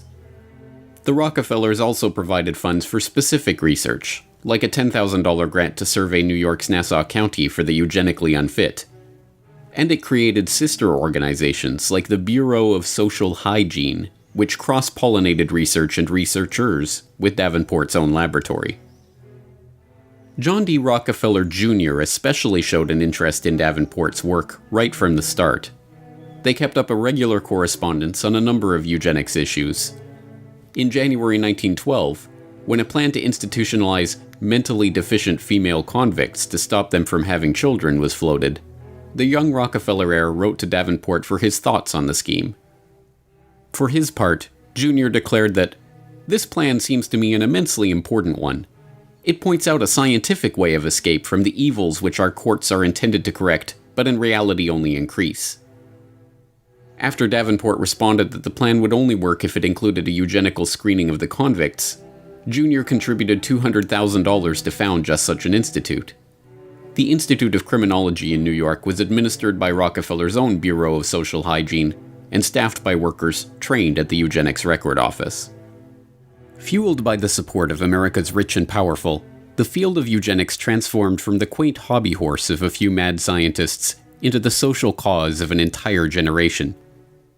Economists, politicians, authors, activists. By the 1920s, everyone who was anyone was extolling the need to eradicate the germplasm of the lower stalk. Marie Stopes, the celebrated family planning pioneer who founded Britain's first birth control clinic in North London in 1921, railed against hordes of defectives, calling for the compulsory sterilization of those she deemed unfit for parenthood.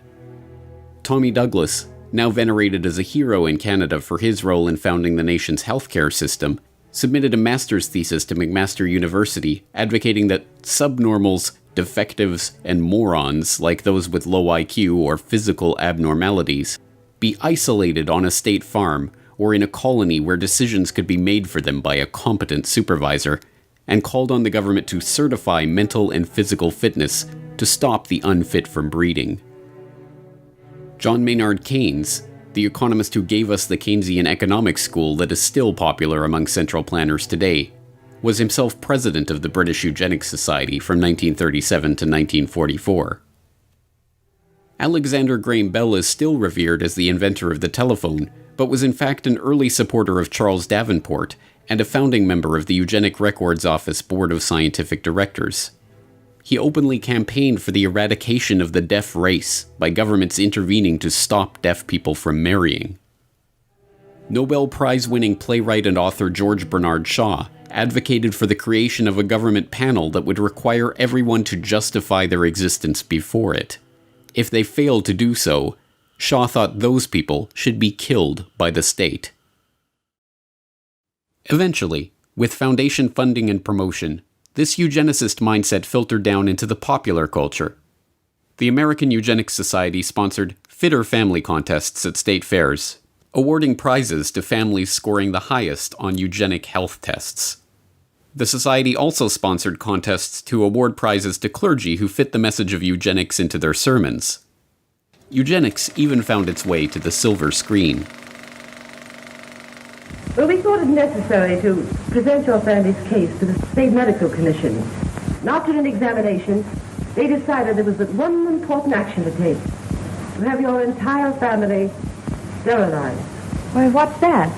I don't know what you're talking about. Well, we investigated your family's history, Alice. And most of the past 3 generations have been feeble-minded, congenital cripples, or habitual drunkards. Instead of improving, each generation is more of a problem. Now, in this state, we have a law which provides for such people to have an operation so there won't be any more children. I see. But merely popularizing their ideas was not the goal of the eugenicists. They wanted action. And in this case, that meant concrete steps towards eliminating the defective germplasm from the human population. Government-sanctioned murder of those deemed unfit was always one option on the table. And it wasn't just playwrights like Bernard Shaw advocating for government death panels.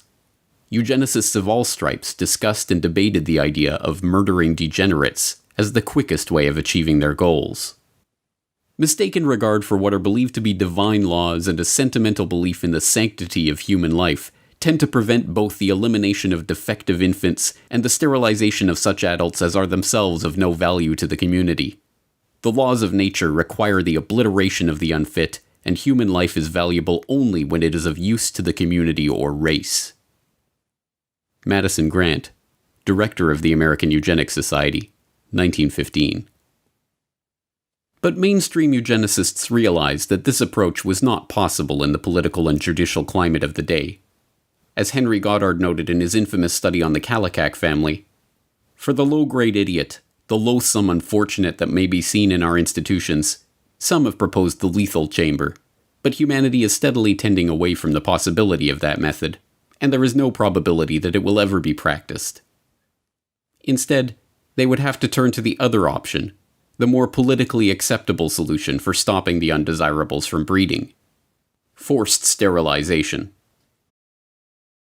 Indiana passed America's first eugenic sterilization law in 1907, and with only a few years, there were a dozen states where those deemed unfit were being legally sterilized against their will. But still, this was not enough for the eugenicists. The approach was too scattershot. Only a few thousand sterilizations had taken place under these laws, and Indiana's own Forced Sterilization Act was overturned by the state Supreme Court in 1921. Once again, Harry Laughlin, Davenport's right-hand man at the Rockefeller-funded Eugenics Record Office, stepped in to solve the problem. He drafted a model eugenics sterilization law in 1922 that became the basis for Virginia's 1924 Sterilization Act.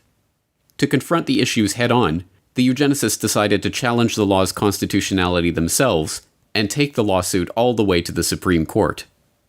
All they needed was the right test case to bring to trial. And they found that case in Carrie Buck, an 18-year-old ward of the Virginia State Colony for Epileptics and the Feeble-Minded, who was neither epileptic nor feeble-minded. But start back in the 1920s with Carrie Buck. So she's a young woman who is growing up in Charlottesville, Virginia, being raised by a single mother. Back then, there was a belief that it was better often to take poor children away from their parents and put them in middle-class homes. So she was put in a foster family that treated her very badly. She wasn't allowed to call the parents mother and father. She did a lot of housekeeping for them and was rented out to the neighbors. And then one summer, she was raped by the nephew of her foster mother. She becomes pregnant out of wedlock, and rather than help her with this pregnancy, they decide to get her declared epileptic and feeble-minded, though she was neither, and she shipped off to the Colony for Epileptics and Feeble-Minded outside of Lynchburg, Virginia. And what happened to her there? So she gets there just the wrong time. Virginia has just passed a eugenic sterilization law, and they want to test it in the courts. So they seize on Carrie Buck as the perfect plaintiff in this lawsuit. So they decide to make her the first person in Virginia who will be eugenically sterilized. And suddenly she's in the middle of a case that's headed to the U.S. Supreme Court. The case was a sham, concocted merely to get the Supreme Court stamp of approval on the issue of forced sterilization. Buck's independent counsel was in fact Irving Whitehead, one of the founding directors of the colony that was pushing to sterilize her, and the man who appointed the director that was pushing for her sterilization. Buck herself was not feeble-minded, nor was her mother, nor was her daughter, Vivian Buck, who Carrie bore as a result of being raped and who was declared feeble-minded as a baby because, as a social worker testified during the trial, there was a look about it that is not quite normal, but just what it is, I can't tell. None of these facts mattered to the Supreme Court. Presided over by former President and Chief Justice William Howard Taft, the court voted 8-1 in favor of upholding Buck's forced sterilization and the constitutionality of the Virginia eugenics sterilization law itself. Writing the decision was one of the most famous and venerated justices in the history of the court, Oliver Wendell Holmes Jr., himself a eugenicist from the so-called Boston Brahmin sect of the hereditary East Coast establishment. In his decision, Holmes justified the forced sterilization of those like Buck by calling on the government's right to vaccinate the citizens against their will. It is better for all the world if, instead of waiting to execute degenerate offspring for crime or to let them starve for their imbecility, society can prevent those who are manifestly unfit from continuing their kind. The principle that sustains compulsory vaccination is broad enough to cover cutting the fallopian tubes, he declared before infamously concluding, 3 generations of imbeciles are enough. And with that, the floodgates were opened. New laws were enacted, and old laws revised to comport with the Supreme Court's decision. Forcible sterilizations, taking place in a covert and low-key manner before, were now reported with pride. A few thousand individuals sterilized against their will became tens of thousands. The eugenics era, brought into being by the immense fortune of the Rockefellers and their ilk, had arrived. And with the aid of a very dramatic push by the Rockefellers, it was about to go international. Beginning in November 1922 and increasing throughout the 1920s, the Rockefeller Foundation began a series of grants and fellowships to German scientists. Equivalent to millions of dollars in today's money, these fellowships transformed the German scientific establishment, devastated in the wake of World War I. The Foundation's money found its way into the coffers of the Kaiser Wilhelm Institutes, a series of scientific organizations that included an institute for psychiatry and an institute for anthropology, human heredity, and eugenics. One of the main beneficiaries of this Rockefeller largesse was Ernst Rudin, a head researcher at the Kaiser Wilhelm Institute for Psychiatry and a key architect of Germany's eugenics program under the Third Reich. Rudin co-edited the official rules and commentary on the Law for the Prevention of Defective Progeny, which was passed on July 14, 1933, less than 6 months after Hitler was appointed interim chancellor by President Paul von Hindenburg. The law, like the Virginia law that the Supreme Court upheld and led to the sterilization of Carrie Buck and tens of thousands of other Americans, was modeled on Harry Laughlин's model eugenics sterilization legislation. It formed genetic health courts, which could mandate sterilization of defectives in 8 different categories: the feeble-minded, schizophrenics, manic depressives, sufferers of Huntington's chorea, epileptics, those with hereditary deformities, the blind, and the deaf. Alcoholics, a 9th category, were to be optionally added to the list, with a caution against inclusion of ordinary drunkards. By the end of the year, 62,400 Germans were found unfit to breed and sterilized against their will. By 1945, that number had reached 400,000. In the 1940s, that eugenics program was to expand into euthanasia under the Action T4 program, resulting in over 70,000 children, senior citizens, and psychiatric patients being murdered by the Nazi regime.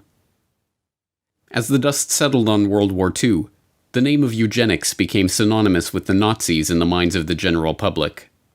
The eugenicists, outraged, knew that their work could not continue any longer under the name of eugenics. But that didn't mean that it couldn't continue. So after World War II, you don't hear about it anymore as eugenics. What you hear is molecular biology and these sorts of colloquial terms that were developed by the Rockefeller Foundation, which was one of the families primarily in America that was helping to fund it in America, in Britain, in Germany, who also funded Hitler during that time. So there's a lot of overlaps between the people who were actually out there funding genocide and the people who had ideas about culling the population and population control and sterilizing people. And these ideas go on and permeate society to this day. As American Eugenics Society co-founder Frederick Osborne wrote, "Eugenic goals are most likely to be attained under a name other than eugenics." Thus, he moved the American Eugenics Society into the offices of John D. Rockefeller III's Population Council, becoming president in 1957. The Rockefellers and their fellow oligarchs had for generations felt themselves to be stewards of the planet, protecting it from the rising tide of the genetically inferior. They were not about to give up that quest. They would simply have to package it under a different name.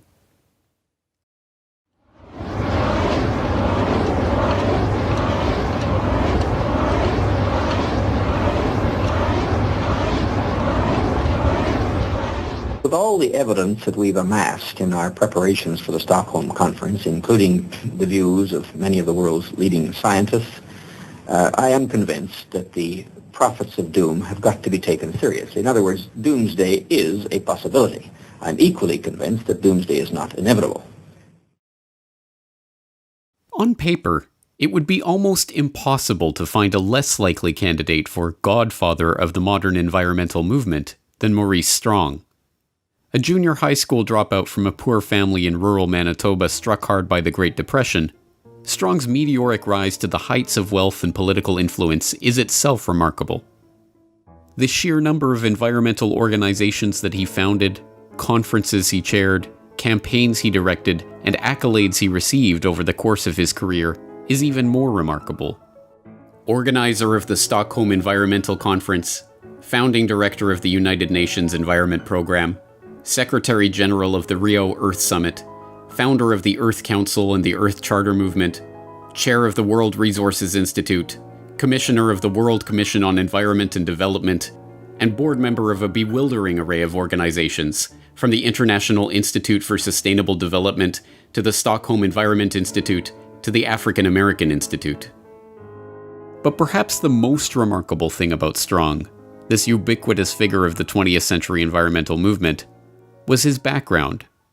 A Rockefeller-connected millionaire from the Alberta oil patch who divided his time between environmental campaigning and running major oil companies. To understand how this came about, we have to examine the history of the emergence of the environmental movement. In the post-war period, the desire to control the population put on a new mask, protecting the world from resource depletion, pollution, and ecological catastrophe. And, as always, the Rockefeller family was there to provide the funding and organizational support to steer this burgeoning movement toward their own ends. President Nixon and the United States Congress established the Commission on Population Growth and the American Future. The chairman of this unique commission is John D. Rockefeller III. It was a very broad-ranging mandate. Nobody's had one of this character before. And just from that, this question of quality of life just emerged as the seemingly key issue. But the main finding was that stabilization of some kind is clearly desirable for the country. Yes, we said that it is recognized that population cannot continue to grow indefinitely. Nobody questions that. And we said from our findings, we felt that now the nation should welcome and plan for a stabilized population. Well, the whole question of pollution, environment, and population came very much to the fore in amazingly rapid time. And President Nixon, in July 1969, made a statement to the Congress exclusively on this question.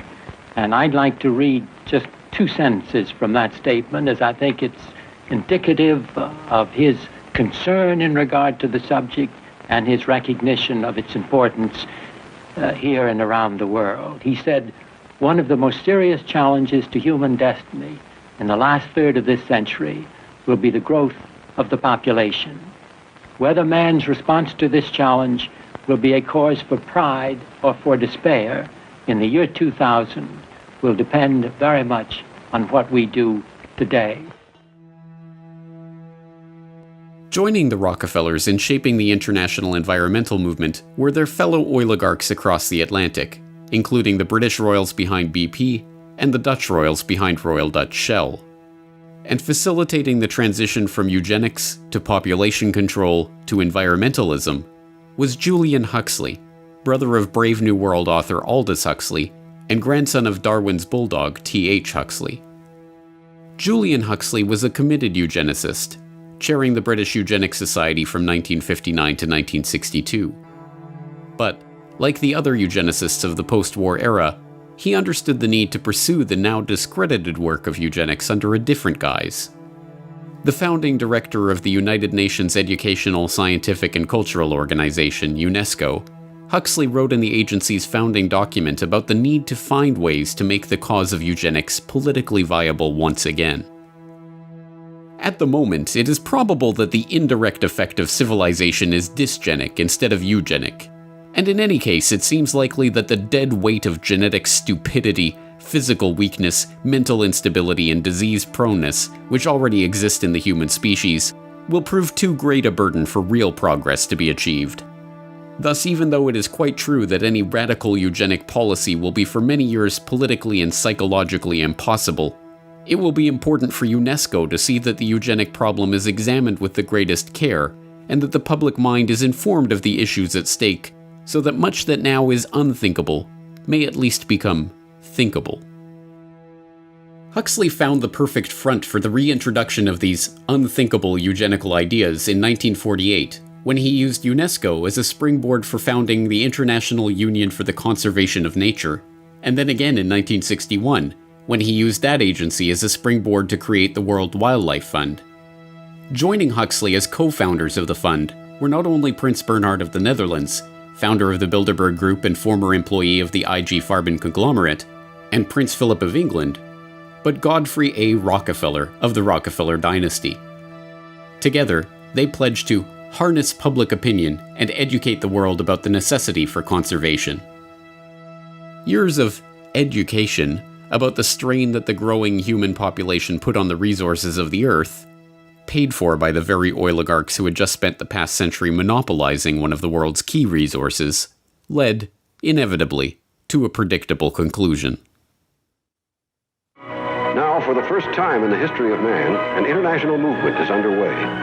The people of the nations and the nations of the world have joined together to find the answers. This building and the world's representatives hold the solution. We have seen what we've done to bring about the destruction of our Earth. Is it not the time now to cure the disease that we ourselves have created? Yes, the cure for the disease of mankind, according to Rockefeller-funded propaganda featuring John D. Rockefeller III as an expert commentator, was to be found at the United Nations, whose headquarters had been so graciously donated by the Rockefeller family itself. And the first step toward discovering that cure was to organize the UN Conference on the Human Environment in Stockholm in 1972, the world's first international environmental conference. For 11 days in June 1972, Stockholm was a magnet for everyone concerned with the environment.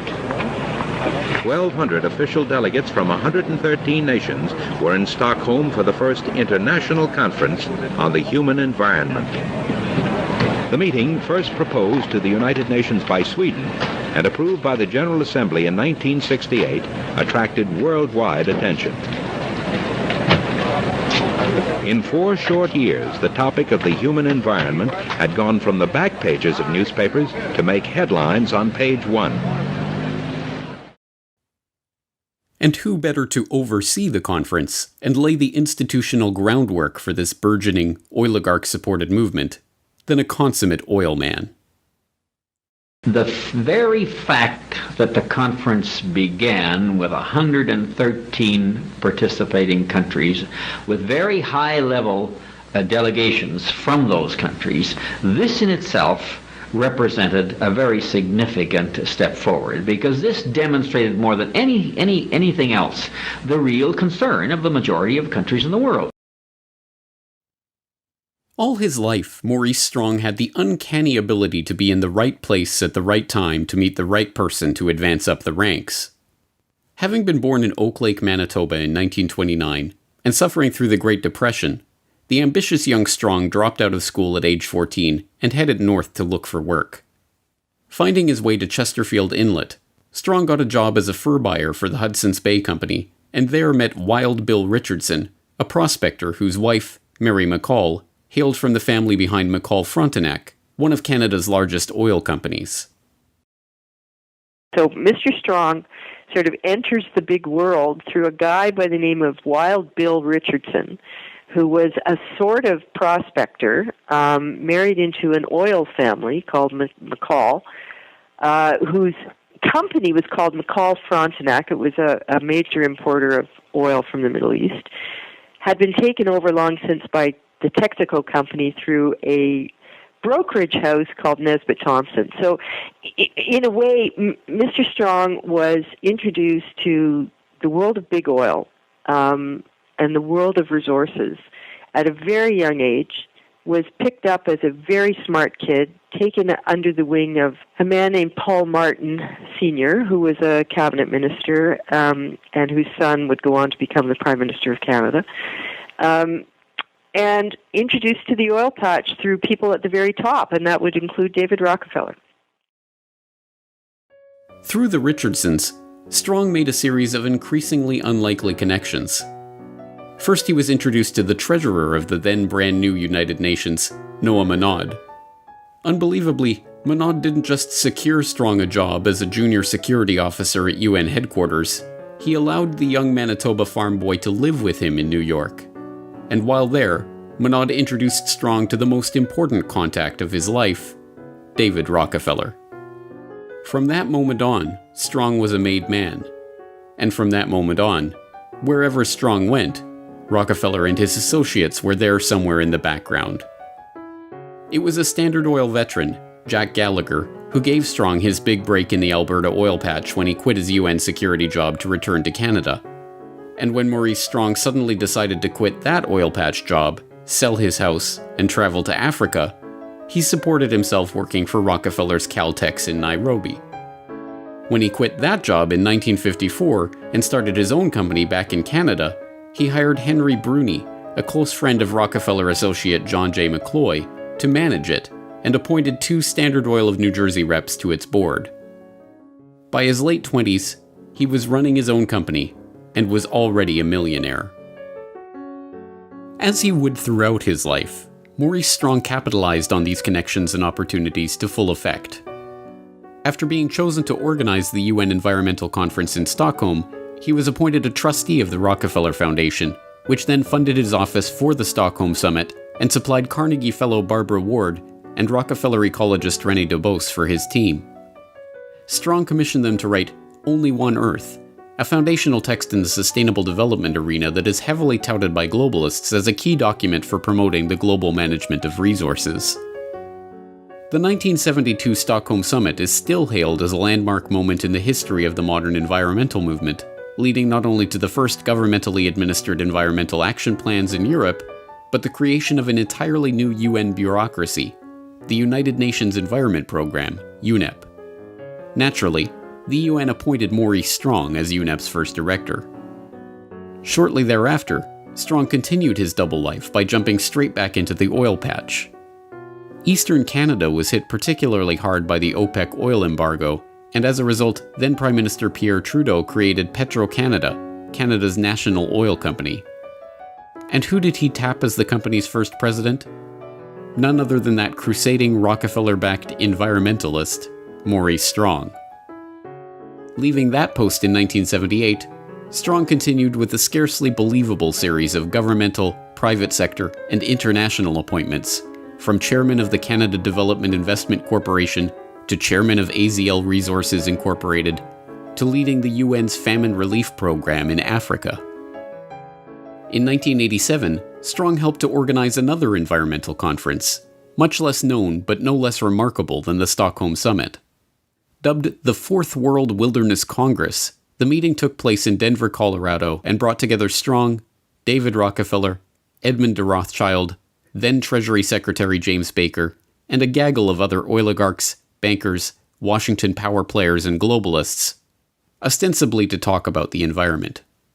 What they actually discussed was altogether more incredible. I suggest, therefore, that this be solved not through a democratic process. That would take too long and devour far too much of the funds to educate the cannon fodder, unfortunately, which populates the earth. We have to take almost an elitist program that we can see beyond our swollen bellies and look to the future in time frames and in results which are not easily understood or which can be, with intellectual honesty, be reduced down to some kind of simplistic definition. Those were the words of David Lang, a banker from Montreal who spoke during the conference. And to Lang, the Rockefellers, the Rothschilds, and the other bankers and oligarchs assembled at the meeting, the general population are cannon fodder that unfortunately populates the earth. This candid admission, a perfect encapsulation of the eugenical ideas at the heart of the global conservation movement funded into existence by the oligarchs themselves, was caught on tape by George Hunt, a businessman in Boulder, Colorado, who had volunteered to help the conference as a concerned citizen and came away horrified by what he had witnessed there. He released his own recordings of the proceedings in the early 1990s to warn the public about this group and its ultimate aims. Hunt's recording captured the moment when Maurice Strong introduced Baron Edmund de Rothschild, whose father's cousin had sold the Rothschilds' Azerbaijani oil fields to Royal Dutch Shell in 1911, as a pioneer of the environmental movement and a founder of the concept of conservation banking.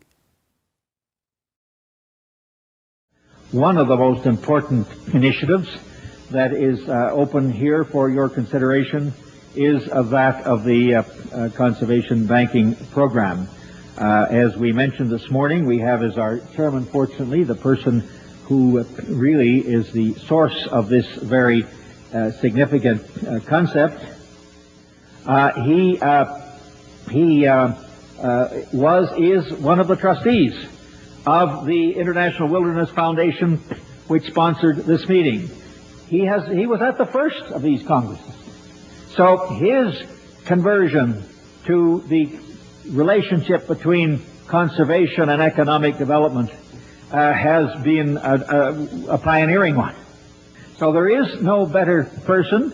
He epitomizes in his own life that positive synthesis between environment, conservation on the one hand, and economics on the other. And I'm just delighted to have this opportunity of introducing to you Edmund de Rothschild.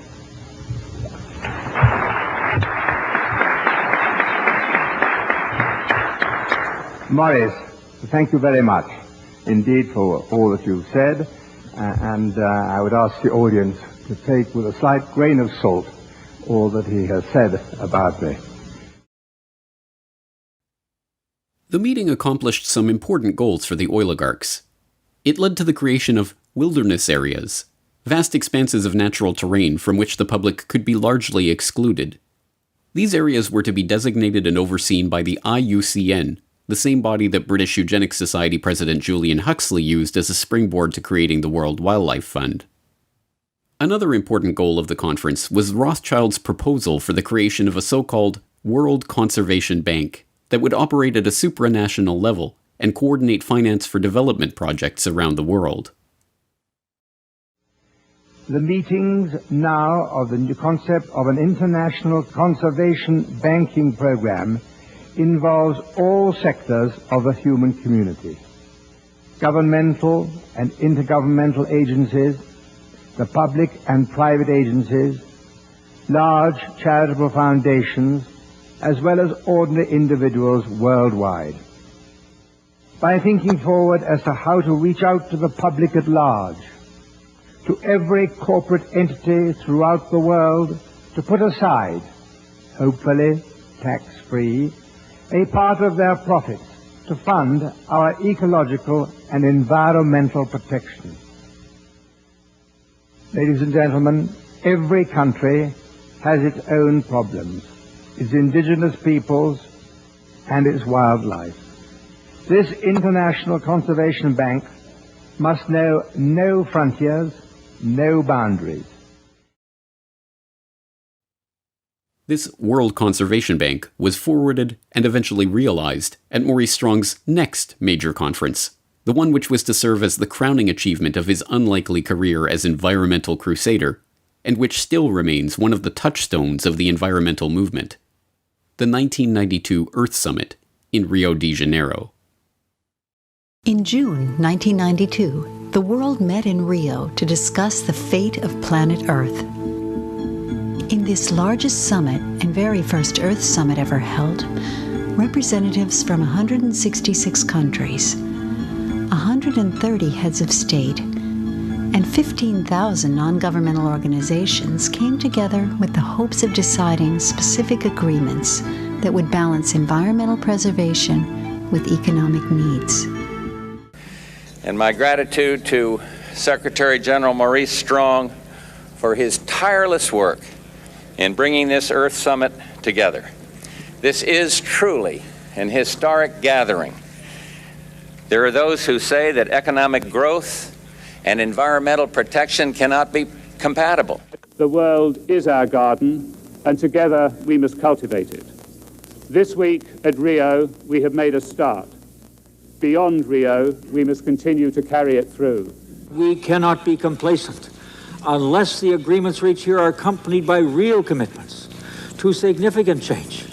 Change, of course, indeed, for the human species. In my view, Your Excellencies, we simply are headed for a moment in the 21st century where the condition of our species may become terminal. As useful as the Fourth World Wilderness Congress had been in advancing the agenda of Maurice Strong and the oligarchs, that was only setting the stage for the Earth Summit in Rio. At the Earth Summit, Edmund de Rothschild got his World Conservation Bank. Dubbed the Global Environment Facility and launched at the summit itself, it serves as the funding mechanism for 5 different UN conventions and provides billions of dollars worth of financing to environmental and development projects around the world. Its 18 implementing partners include the Rockefeller-funded Food and Agricultural Organization, the Huxley-founded International Union for the Conservation of Nature, the Maurice Strong-created United Nations Environment Program, and the Prince Bernhard, Prince Philip, Godfrey Rockefeller-founded World Wildlife Fund. One of the Global Environment Facility's specialties are debt-for-nature swaps, where third world countries are given debt relief in return for opening their land up for environmental development projects. The projects come with transaction costs of up to 5%, paid to the contractors who manage and direct the investments, not the locals, who, like the Aborigines of Palawan Island, are kicked off their land and effectively wiped off the face of the map. The Earth Summit also gave rise to the United Nations Framework Convention on Climate Change, the body to which the Intergovernmental Panel on Climate Change delivers its reports. Generally thought to be neutral, non-governmental bodies relying only on science and evidence, the UNFCCC and the IPCC are handcuffed by the terms that Strong set out for them to deliver only one conclusion: that humanity is to blame for climate change. When they set up the Intergovernmental Panel on Climate Change, Maurice Strong, who we should talk a lot about, he wrote the terms of reference. And the first term of reference was the definition of climate change. And he limited it deliberately to only human causes of climate change. And of course, that effectively eliminated all the natural causes, natural variability, which is why you see them not looking at things like the sun and a whole bunch of other issues. And of course, he then limited it even further in another term of reference that he set it up into three working groups. There was the technical group, working group 1, which wrote the science report. And that was 600 of the 2,500 people. The other 1,900 were in working groups 2 and 3. Now, they were inconsequential because they had to accept the findings of working group 1, which were already limited by their terms of reference. So whatever their finding was, working groups 2 and 3 then said, okay, you telling us it's going to warm, we accept that as fact. We now look at the implications of that. And that's where you hear all these stories about, the ice is going to melt, the sea level is going to rise. So really, the majority of the report by 1,900 scientists is accepting without question the finding of the first group. Now, Strong, it really restricted it even more because they came out and said, look, this report is not to be used for policy. But then they set up the summary for policymakers, the absolute contradiction of that. And the summary for policymakers is written by a completely separate group. And then they write it independent of the science report. They write science reports finished and set aside. The summary for policymakers is written and given out to the media. But the rules, the terms of reference that Strong wrote said that the summary for policymakers goes back to the science report people and says, make sure your science report agrees with what we've put in the summary. Another product of the Earth Summit in Rio was the Earth Charter, a quasi-religious document that Mikhail Gorbachev, who helped draft the text along with Maurice Strong, referred to as a replacement for the Ten Commandments, and which sought to usher in an era of Gaia worship and global responsibility, declaring that fundamental changes are needed in our values, institutions, and ways of living. The document then counsels that we must create a world of shared responsibility to the Earth community, before concluding, in order to build a sustainable global community, the nations of the world must renew their commitment to the United Nations, fulfill their obligations under existing international agreements, and support the implementation of Earth Charter principles with an international, legally binding instrument on environment and development. Well, the Earth Charter was one of the byproducts, ultimately, of the first Earth Summit. I published the Earth Charter in the appendix of my book, Technocracy Rising, the Trojan Horse of Global Transformation, just so people could see this with their own eyes, what it says. It was a document that was like a compact with the world.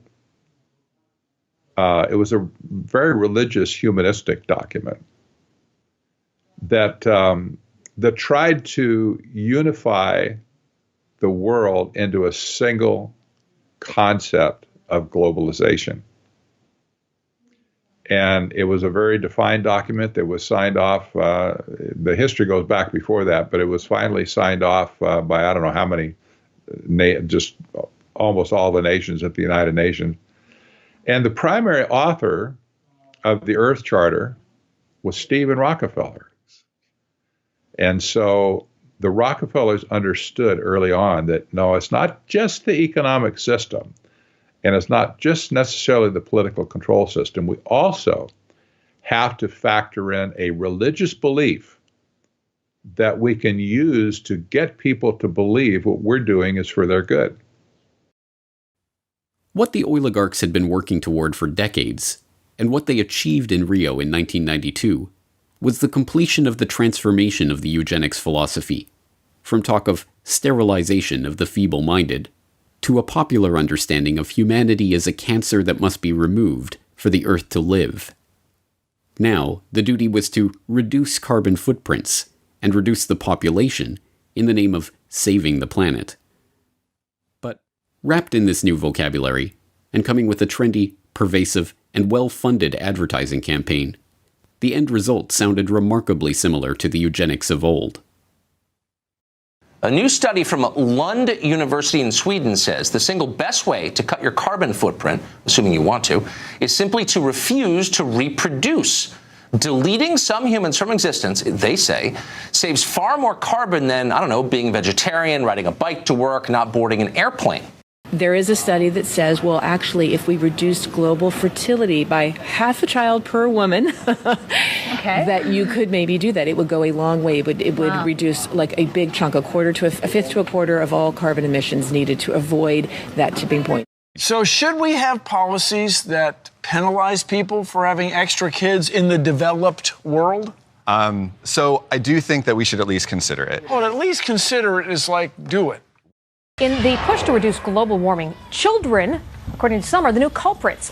A think tank in the UK says too many kids are what's making the planet worse, saying large families, anything over 2 children really, should be frowned upon as an environmental no-no. And, without the public even noticing it, the oligarchs were able to wrap themselves in this new flag to appear not as the billionaire scions of the oil industry who made their vast fortunes by plundering the earth and monopolizing its wealth, but as crusading environmentalists who are going to save the planet from the cannon fodder that unfortunately populates the earth. The negative impact of population growth on all of our planetary ecosystems is becoming appallingly evident. So we have been members of the IPCC. We have authored many of their papers. We have peer-reviewed all their papers. So we have been engaged in the understanding and the evolution of our understanding of climate change for decades. At Saudi Aramco, we strive to continually reduce the environmental impact of our operations, from oil well to consumer, and our support for the Oil and Gas Climate Initiative that strives to be a catalyst for practical action on climate change through collaboration on technology and best practices. We have a common reason. We care about environment. We think that together we can do better. We have the competencies, we have the strength, we have the tools to do good things in this field.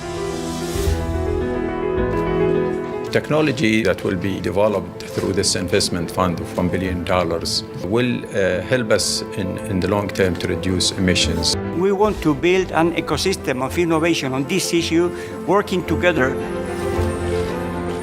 Putting our forces together, we can bring pragmatic and concrete solutions. And even today, the masses, outraged over the carnage that big oil has wrought, are content to have that outrage directed by the very oligarchs they seek to oppose. The same oligarchs who are quietly funding and supporting their environmental movement from behind the scenes, and even leading it from the front. The Rockefeller family made headlines by divesting from oil completely in 2016.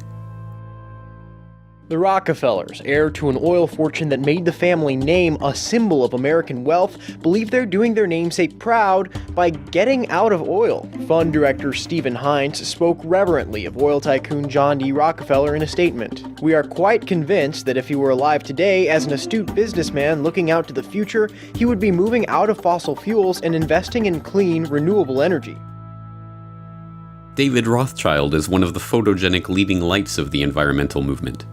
Dubbed Plastic Jesus for his publicity stunts and photo opportunities masquerading as a concerned environmentalist, David Rothschild, a scion of the billionaire banking family that added to its fortune with its Azerbaijani oil field holdings and still invests in oil through ventures like Genie Energy, now spends his time lecturing the public about how their lifestyles are killing the polar We have to start spending money, fast on the solutions that we have in hand to try and help these countries which are already seeing the effects of climate change today and seeing the effects of our consumption, basically. Prince Charles is outspoken on the subject of global warming, warning his loyal subjects that unless they tighten their belts and live more humble lives, they will bring about the end of the world. Ladies and gentlemen, the battle against climate change is surely the most defining and pivotal challenge of our times. We cannot ignore the symptoms and should act now to restore the health of the planet before it is too late. This, of course, will require an unprecedented transformation of our communities, science, societies, and lifestyles, all predicated on the move to a low-carbon and circular economy. The groundwork has been laid for what these oligarchs call the post-carbon era. It is no longer about oil. It never was. It is about control.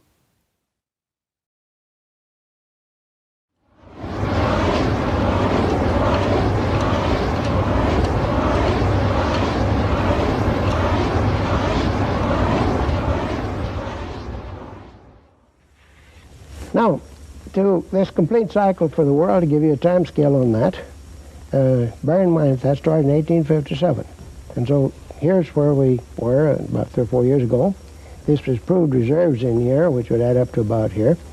And the estimated peak would occur about 1995, and we go into the decline.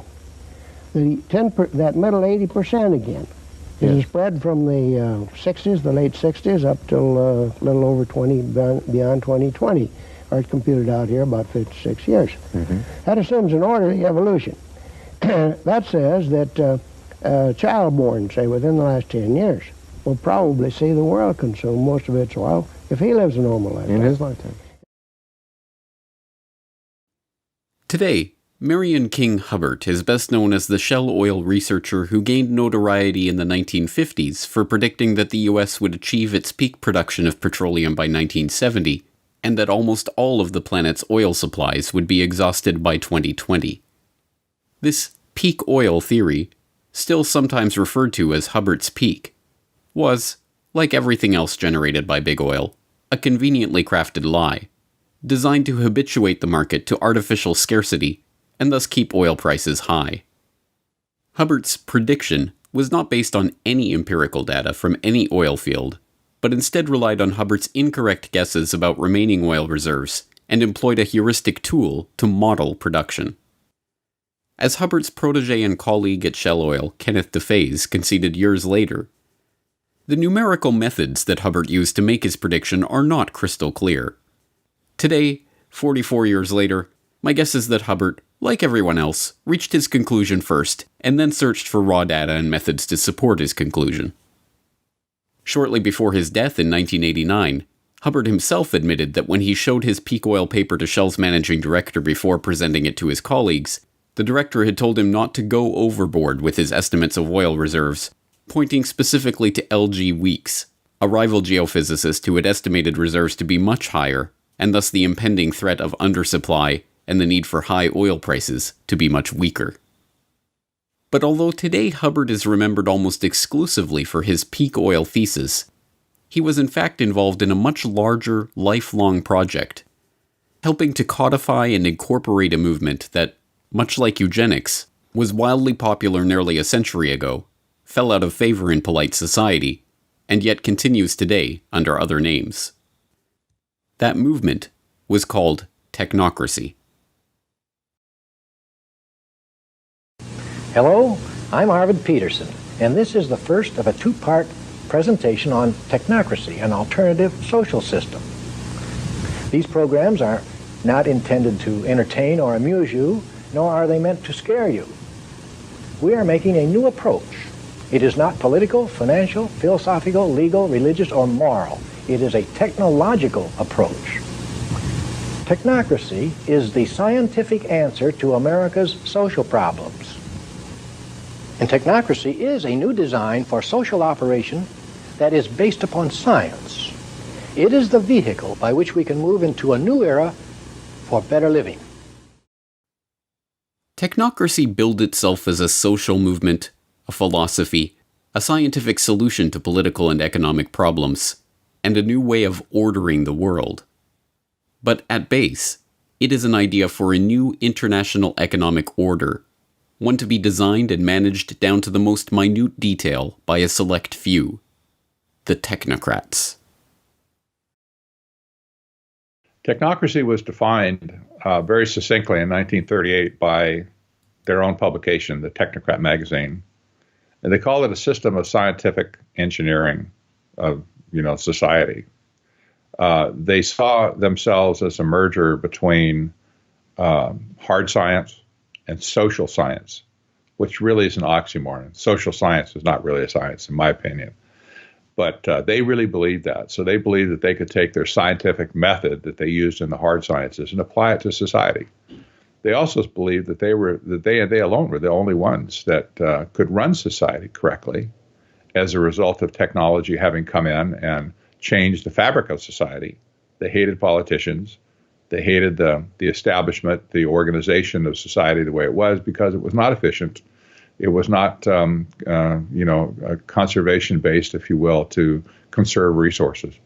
And so they just kind of took it upon themselves to define an economic model that would replace capitalism and free enterprise. And that's exactly what it was, a replacement economic system. Drawing on Henry Saint-Simon's call for a scientifically organized socialist system, the positivism and secular humanism of Auguste Comte, and the principles of scientific management propounded by Frederick Taylor, the technocratic movement emerged from the same environment of progressivism, positivism, and social Darwinism that birthed eugenics. Just as the eugenicists believed the human race could be improved through selective breeding controlled and administered by a small group of scientists and their billionaire backers, so too did the technocrats believe that they could improve the social and economic conditions of humanity by controlling and administering society. And, happily enough for the oligarchs, the technocrats would improve the world by replacing money with energy certificates. Led by the eccentric revolutionary economist and sociologist Thorstein Veblen, the technocratic movement that formed around Veblen's New School for Social Research and Technical Alliance attracted both engineers and serious researchers like King Hubbard and Buckminster Fuller, and fellow eccentrics like Howard Scott. Scott, a mysterious man of uncertain background, established himself in New York City at the end of World War I and came to be seen as a bohemian engineer. In 1920, he went to work for the Wobblies as a research director, and the following year he founded the Technical Alliance, a group of engineers and scientists centered around Columbia University who, as a forerunner to the technocracy movement, advocated for a society run by scientists and engineers. In 1932, the charismatic and well-spoken Scott managed to attach himself to Walter Raudenstrauch, a professor at Columbia and the founder of the university's Department of Industrial Engineering. With a common interest in technocracy, the two became friends and allies. It was through Raudenstrauch that Scott was able to approach the president of Columbia, Nicholas Murray Butler, for permission to use the university's facilities. Butler, always on the lookout for the cutting edge of progressivism, was swayed by the technocratic ideas, and soon Scott's Committee on Technocracy was operating out of the basement of Hamilton Hall. When Butler let word slip about the next big idea being cooked up in the basement of his university, technocracy became a sensation. It was lauded in the press. Scott became a sought-after speaker, and there was even a dance named after the movement. It was at Columbia that Scott met King Hubbard, and the two, an unlikely pair of serious-minded researcher and eccentric revolutionary, immediately hit it off. Their stint together at Columbia was about to come to an abrupt end, but their association would last for decades and help give birth to ideas that would eventually transform the world. Technocracy really got recognized when it was at Columbia. We'll talk in a minute. They didn't last there very long because as it turned out, one of the promoters of technocracy, Howard Scott, turned out to be a fraud. He was kind of the main spokesman for the movement, and he pumped up his resume like so many people do today, unfortunately. He pumped it up and basically just lied about his past, his educational past. And they all assumed he had a degree in some advanced engineering, whatever, and he knew all the buzzwords. But some sharp reporter did some investigative research on him and said, I can't find where this guy graduated anywhere. And when Columbia found out that the guy was a fraud, they realized Butler's ego got involved and says, man, these people have played me. And so he kicked them all out. Just kaboom, drop kicked him right out of it. He said, get out of my building. And they all left and scattered. And the technocrats that were left at Columbia, there were several of them that were professors at Columbia at the time, they just zipped their lips, shut up, went back to work, figured out, I want to keep my job. I'm just going to, not ever mention technocracy again. It didn't mean they stopped believing, but they didn't talk about it for a very, very long time at Columbia. Disgraced, evicted from Columbia, and with the Committee on Technocracy disbanded almost as quickly as it had come together, Scott found himself at a personal low. Penniless and with an old debt having caught up to him, he had only one person he could rely on: M. King Hubbert. Hubbert let Scott live in his Greenwich Village apartment and paid out of his own pocket to file the Articles of Incorporation for Technocracy Inc., a new membership organization that would carry on the principles of technocracy. The first step, of course, was to define precisely what those principles were. Hubbert got to work penning the Technocracy Study Course, the Bible of the technocracy movement. In it, Hubbert laid out the vision of an abundance of physical wealth on a continental scale for the use of all continental citizens, which, he warned, can only be accomplished by a continental technological control, a governance of function, a technate. The technocratic system was to be structured around a new monetary paradigm, one based not on dollars and cents, but energy certificates representing the nation's net energy expenditure. These certificates would be denominated in joules and issued based on a net energy budget deemed appropriate by the technocratic state's governing scientists. Citizens would be issued an equal share of the nation's certificates and make their purchases with them, and the information about these purchases would be relayed back to the central planning body for analysis. By this method, the technocrats could, in the words of one proponent, create a thermodynamically balanced load of production and consumption, thereby doing away with unemployment, debt, and social injustice.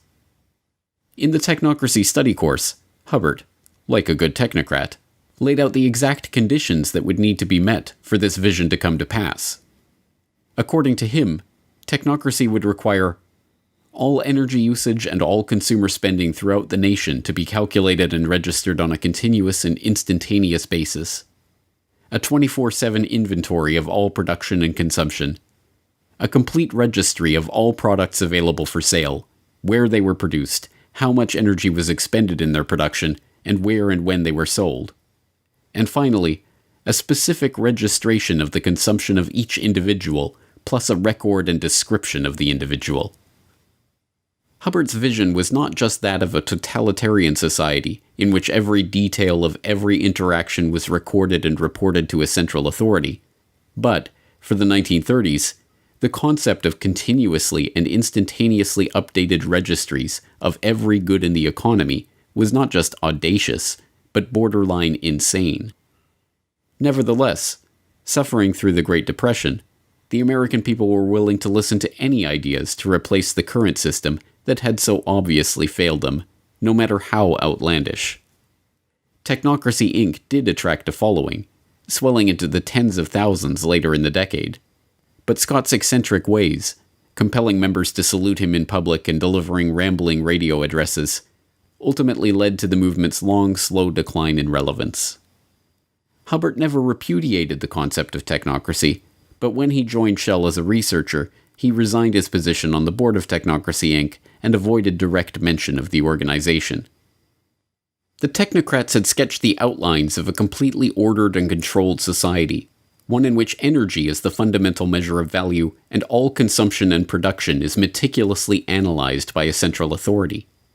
Technocracy Inc. still exists to this day, but the language and thinking of the technocrats has, like eugenics, undergone a metamorphosis.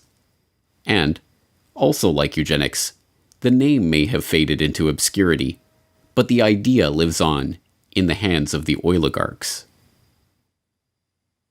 Would you live in a greener lifestyle if you could make money from it? That may be possible if a government proposal for personal carbon emissions allowances is implemented under the scheme. Everyone in the UK would be allocated an annual carbon allowance. Stored electronically, rather like a supermarket loyalty card, points would be deducted every time we buy or use non-renewable energy. For example, using electricity to power appliances in the home. Or travelling somewhere by plane. Or even buying petrol for your car on the forecourt. Now, any points left over could then be sold back to a central bank. Are you still with us? And people who need more, like motorists who had used their allocations, could then pay for a top-up.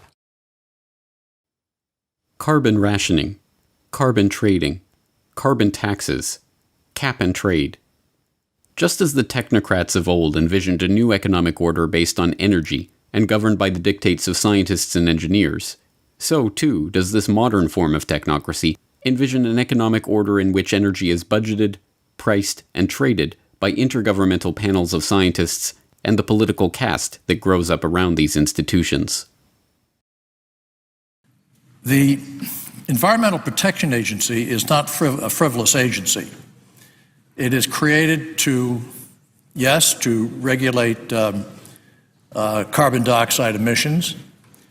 And I have been saying to the West Virginia Coal Association, which for the most part doesn't believe in climate science. They don't believe there's a climate problem. And I have been saying to them for a number of years that that's wrong. In my judgment, the science is true. The science is unequivocally true. And that there is a price to carbon in their future. I said this a couple of months ago. There's a price to carbon in their future.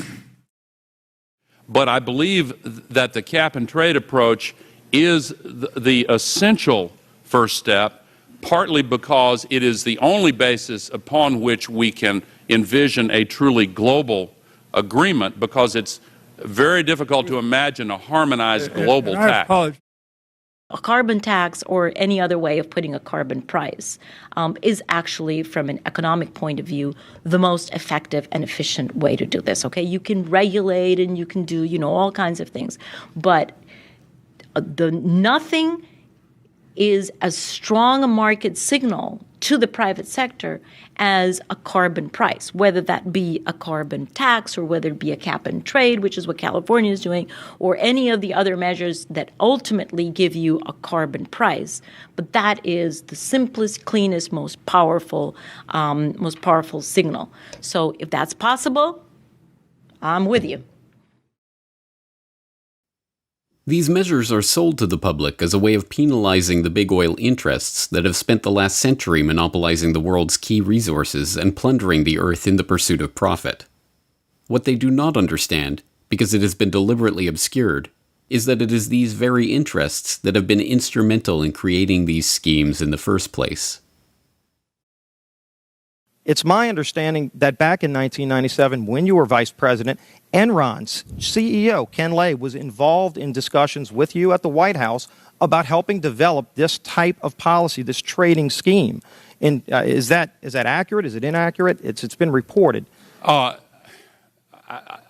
don't know, but I met with Ken Lay, as lots of people did, before anybody knew that he was a crook. Right, and clearly you can see why so many of us are concerned about this type of cap-and-trade energy tax that would be literally turning over this country's energy economy. I didn't know him well enough to call him Kenny Boy. Well, but you knew him well enough to help devise this trading scheme.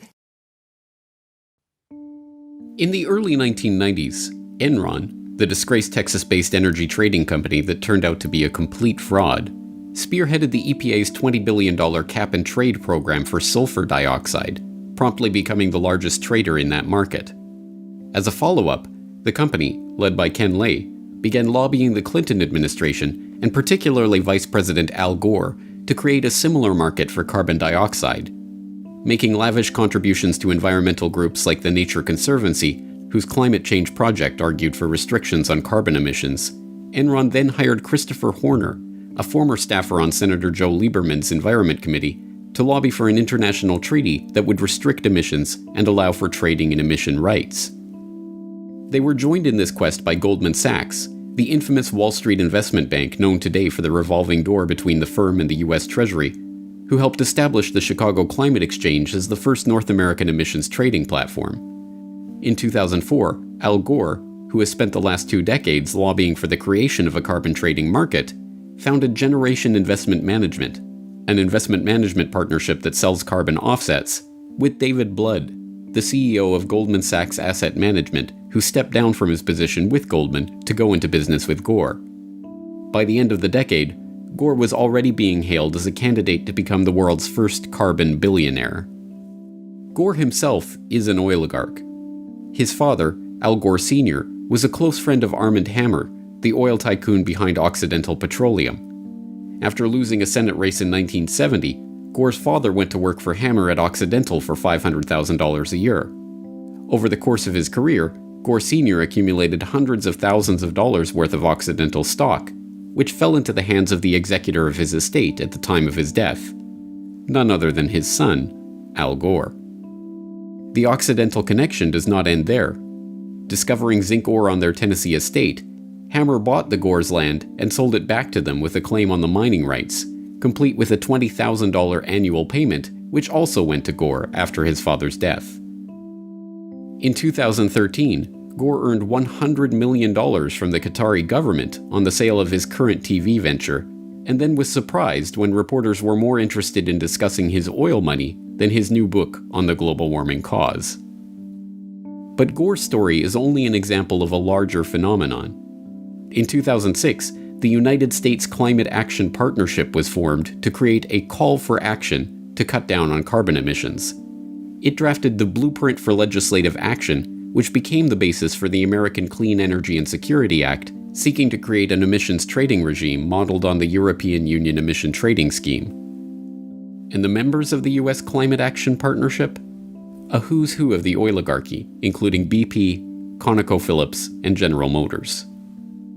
Carbon taxes and carbon trading have proven to be a hard sell for an increasingly wary public, but with the Paris Agreement of 2015, the world saw the biggest step yet towards this technocratic future of energy control and carbon rationing. No surprise, then, that the summit itself was sponsored by and prominently supported by Big Oil. What's your position, and what message would you send to the president? Well, we have been clear in our support of the climate agreement in Paris. We were part of the Oil and Gas Climate Initiative, which is 10 of the big companies in the world who are working towards projects and technologies that are needed. I think we all want to know how the formula will work, but I think the concept of Paris needs to stay in everybody's mind on the issues of we've got to transition the world to a lower carbon forms of energy. I have no doubt it will happen. Yes, I think that what happened in Paris is very, very important. And Mr. Ban Ki-moon underlined that yesterday, that is important not only for the planet, not only for our citizens, not only for our children, it is important for the business. But using energy as the new metric of value for the post-carbon economy is just one element of the neo-technocratic vision. When Hubbard wrote his technocracy study course, he made it clear that technocracy could not come to fruition without 24/7 surveillance of all energy usage and a continuous stream of data about all goods being produced by and consumed by society.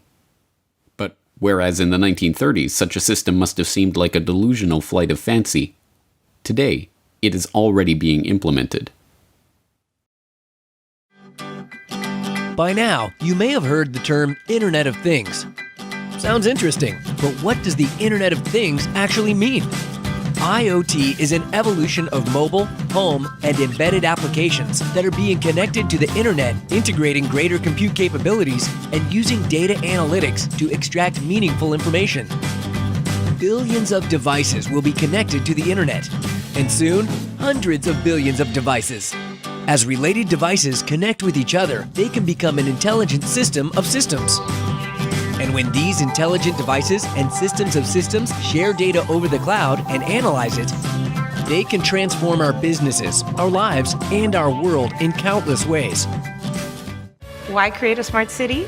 Well, smart cities are more responsive to citizens and they help reduce environmental impact. They're more cost-effective and they're safer. Smart cities make people happier and more connected to their community. Cities are becoming increasingly instrumented. Sensors that enable the capture of all sorts of data are being integrated across city systems, providing critical information on city activity and operations. Sensors on a bridge transmit data on its physical condition. A camera on a freeway relays traffic flow, and digital meters record water and energy usage in real time. Mobile and social channels enable local governments and citizens to communicate with each other, creating yet another source of useful data. Advanced analytics can now readily identify trends and patterns within these massive amounts of data. Information can be integrated, gathered and shared via dashboards, visualizations, and alerts to facilitate understanding and collaboration across systems, agencies, and groups. This department store in Bundang has introduced a new way to shop. With its smart shopper system, customers pick up a small scanner and tag the items they want to buy. It eliminates the hassle of having to carry heavy items in a shopping basket, not to mention the hassle of having to get them home. After you pay for the items at an automated kiosk, the goods are delivered right to your home. Before, I had to wait in long lines at the checkout, but now I can use a smart shopper system to pay. It's really quite convenient. Aside from their convenience to shoppers, the system also helps stores gather data about their customers' shopping habits. The smart home communicates with the grid and enables consumers to manage their electricity usage. By measuring a home's electricity consumption more frequently through a smart meter, utilities can provide their customer with much better information to manage their electricity bills. Inside the smart home, a home area network, or HAN, connects smart appliances, thermostats, and other electric devices to an energy management system. With the smart meters, they'll be able to tell exactly what's going on in your home at down to the microsecond, based upon 24/7 communication with all of your appliances, which will also in the future, if this goes through fully and if there's not a public backlash, all of your appliances will need to have a wireless transmitter on them, and they'll need to be, certified under some smart, program. So this means that not only, just stepping aside from one moment to the health issue, this means that not only is your smart meter emitting on average of 13,000 microwave pulses per day, but every one of your appliances is going to be doing the same thing because it will be needed to be communicating with the smart meter itself.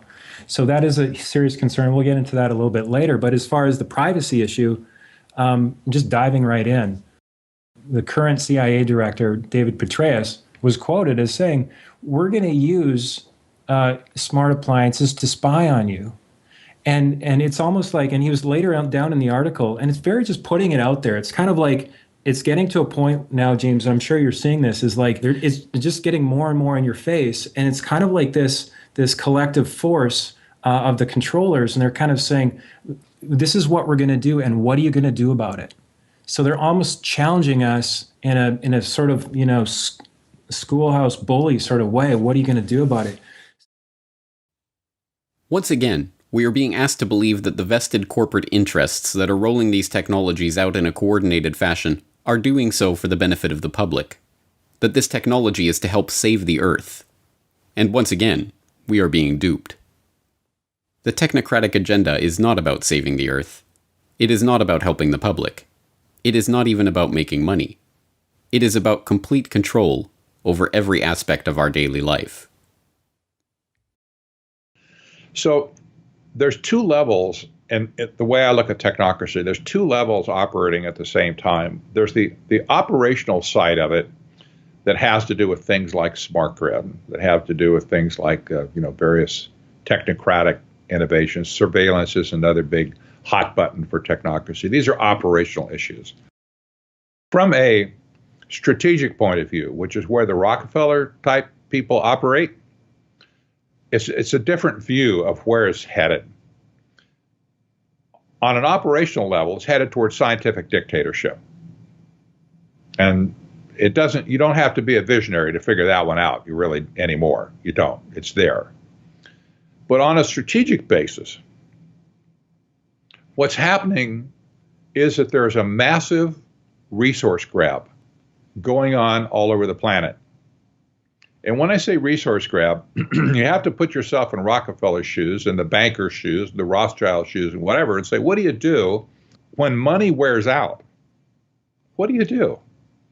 When you sucked all the value you can out of the monetary systems you created, what's left? Well, you and I don't think about those sort of things because we don't have that much money. But these people at the top, especially the bankers, I'm sure they stay up at night thinking, what's after money? What comes after money? The Rockefeller family, especially, has always been a resource-intensive family. That's what oil was all about in the first place. It was a resource, and they understood that energy would be the most important factor in the world over any other type of resource. They understood that. That's why they wanted to create a monopoly over energy. Well, today, as money has been sucked dry, the only thing left to do is to make a grab for the resources themselves. And that's what sustainable development is all about, is taking the resources of the world away from you and me, away from private companies that aren't part of the clique, if you will, and putting them into a global common trust that will be managed by them for their benefit. This is really nothing more than neo-feudalism, again, where the resources are owned by a few and everybody else gets to operate with those resources at their pleasure and discretion. The technocrats and the functionaries of this agenda, like Hubbard and his colleagues in Technocracy Inc., pioneered this idea because they believed that they, the technocrats and engineers, would be able to solve the world's problems.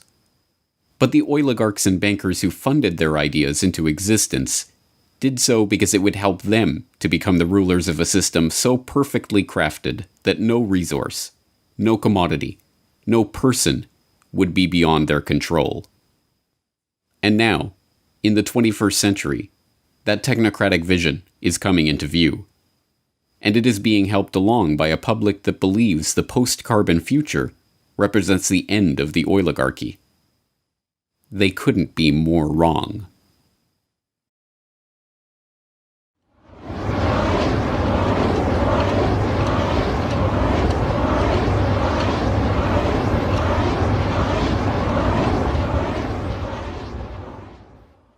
Oil. It was never about oil. It was about control. Control over energy and production and consumption. Control over the world's resources. Control over the population. Control over humanity itself. Every other thing that the elite put forward is nothing more than a pretext for what they've been after since the beginning. So as I cover in Tragedy and Hope 101, I discuss this concept of the elite seeking to rule all habitable portions of the world. And they don't want to secure that so that they can then have it taken away from them. So they come up with pretexts that they can sell both to the public but also to the administrative class that justifies what it is that they're trying to do. They need to.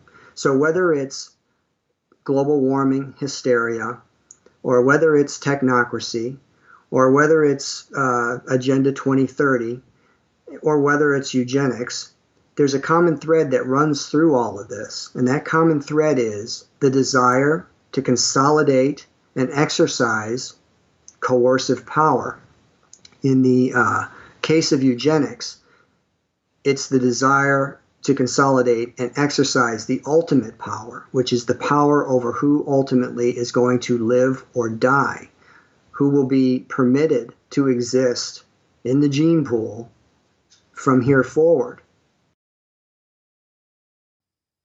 The picture is bleak, and made all that much bleaker by the fact that so many have been duped into believing that the oligarchs' ultimate agenda, an agenda of technocratic control, micromanagement of our daily lives, and, ultimately, the elimination of the cannon fodder from the gene pool, is in fact in their own best interest. The oligarchs, shielded behind their smokescreen of sustainable development and post-carbon economy, are closer than ever before to achieving their true goal of total control. But if the people perish from lack of knowledge of this agenda, then understanding is the first step toward the solution. It's hard to fight an enemy that you don't recognize or can't see. That's the biggest problem in the world today, in my opinion, is that people have no visibility whatsoever of this issue. They've covered their tracks so well that nobody can see them. How can you fight an enemy that you don't know? I think the famous Chinese general Sun Tzu brought that up hundreds of years ago. You can't fight an enemy that you don't know. First, we have to recognize who the enemy is. Well, big oil conquered the world because monopolization of all resources on the planet is the goal. And to get to that goal, you have to monopolize the energy aspects of people around the planet, but you also have to control the food, the actual energy for the human beings whose energy you want to control. If you control those two aspects, the green revolution and the gene revolution, then you're able to control the entire planet, every resource on it, and basically extinguish freedom for the rest of history. So how big oil conquered the world was already done in the movie. Why big oil conquered the world has to do with the complexities of controlling populations, not for money, because these are the people that print money out of nothing and charge us for it. So really, it's a study of power. So why did they want to do this to the rest of us? Because they could, and because we were tolerant so far and haven't resisted enough to make it stop. So that's where we find ourselves today, becoming informed on the history so that we can actually plot our course in the future to map or chart out a course and actually get to some place that resembles cognitive liberty and physical freedom and justice for all.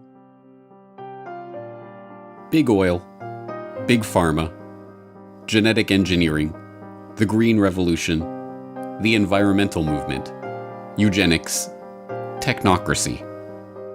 Not one person in 1,000 can detail the historical development of these ideas or the people and the agenda that connects them. But if you have watched this documentary, you are now that one person in 1,000. The question is, what are you going to do with this information? As the oligarchs' quest for total control comes into view, it's difficult to remember that it all started a century and a half ago with Devil Bill Rockefeller, a 2-bit snake oil salesman always on the run from the last group of marks he managed to con. In a way, nothing has changed but the scope of the con and the number of marks who have fallen for the routine. But now that you know the snake oil that is being fed to the public, the only question that matters is, are you going to drink it? Down in Pennsylvania, there is plenty oil, they say. Petroleum, petroleum, we must all have some. The oily fever, don't you see, infects most every live Yankee. From north, from east and west they come for petroleum oil. Oil, oil, oil, oh petroleum oil.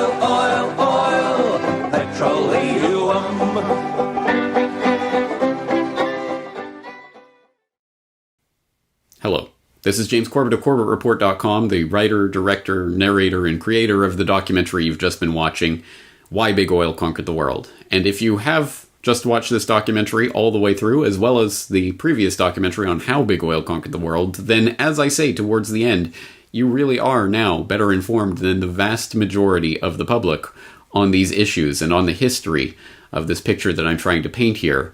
And the real question is, what are we going to do with this information? Well, the first thing I'd like to encourage you to do is to go to CorbettReport.com/bigoil. That is the destination where you will be able to find audio and video copies of the entire documentary, How Big Oil and Why Big Oil Conquered the World. All there for your free download and perusal, and as a handy link that you can share with others if and when you're ready to start sharing this information. But perhaps the most important part of CorbettReport.com/bigoil is the hyperlinked transcript. Everything that is said in this documentary, including sources to all the source documents from which this information came, is in that transcript. It is a very important tool for people to use when you are ready to start delving into this information in greater detail, because as much ground as I was able to cover in the 3 hours of this combined documentary, there's still so much more that needs to be said and so much more information that helps to color in this image that I've only sketched the broad outlines of here. And the transcript, along with the hyperlinks to source documentation, is a good way to start filling in the different pieces of this puzzle. But it doesn't end there, and I'm not going to end the story there, because I could have easily made several documentaries instead of just this one and trying to condense it all into one. There's so much more that needs to be said, and certain things that only appear in the documentary for 1 or 2 minutes can and should be developed into entire hour-long explorations. So that's exactly what I'm going to be doing in the coming weeks and months. I'm going to be further developing some of the ideas that are introduced here and some of the characters and history, and fleshing them out in podcast episodes on CorbettReport.com, where we'll explore these issues in much greater detail. So please stay tuned for that. And as I say, once you've started getting into this research and looking at some of the source documents, and you are familiar with this material and you want to share it with others, then CorbettReport.com/bigoil is the place to go and the place to send people to for that exploration.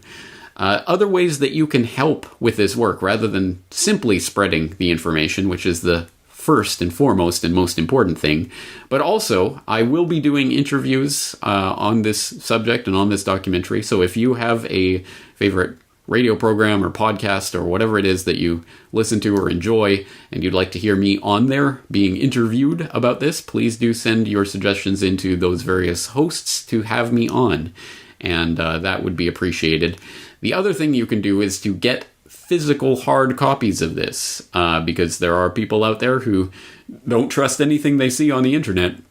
But if it's on a physical disc, they'll be more receptive to it. Well, that's fine. And other people just want a physical hard copy of it. Well, you can purchase a physical hard copy of the documentary, both How Big Oil Conquered the World and Why Big Oil Conquered the World.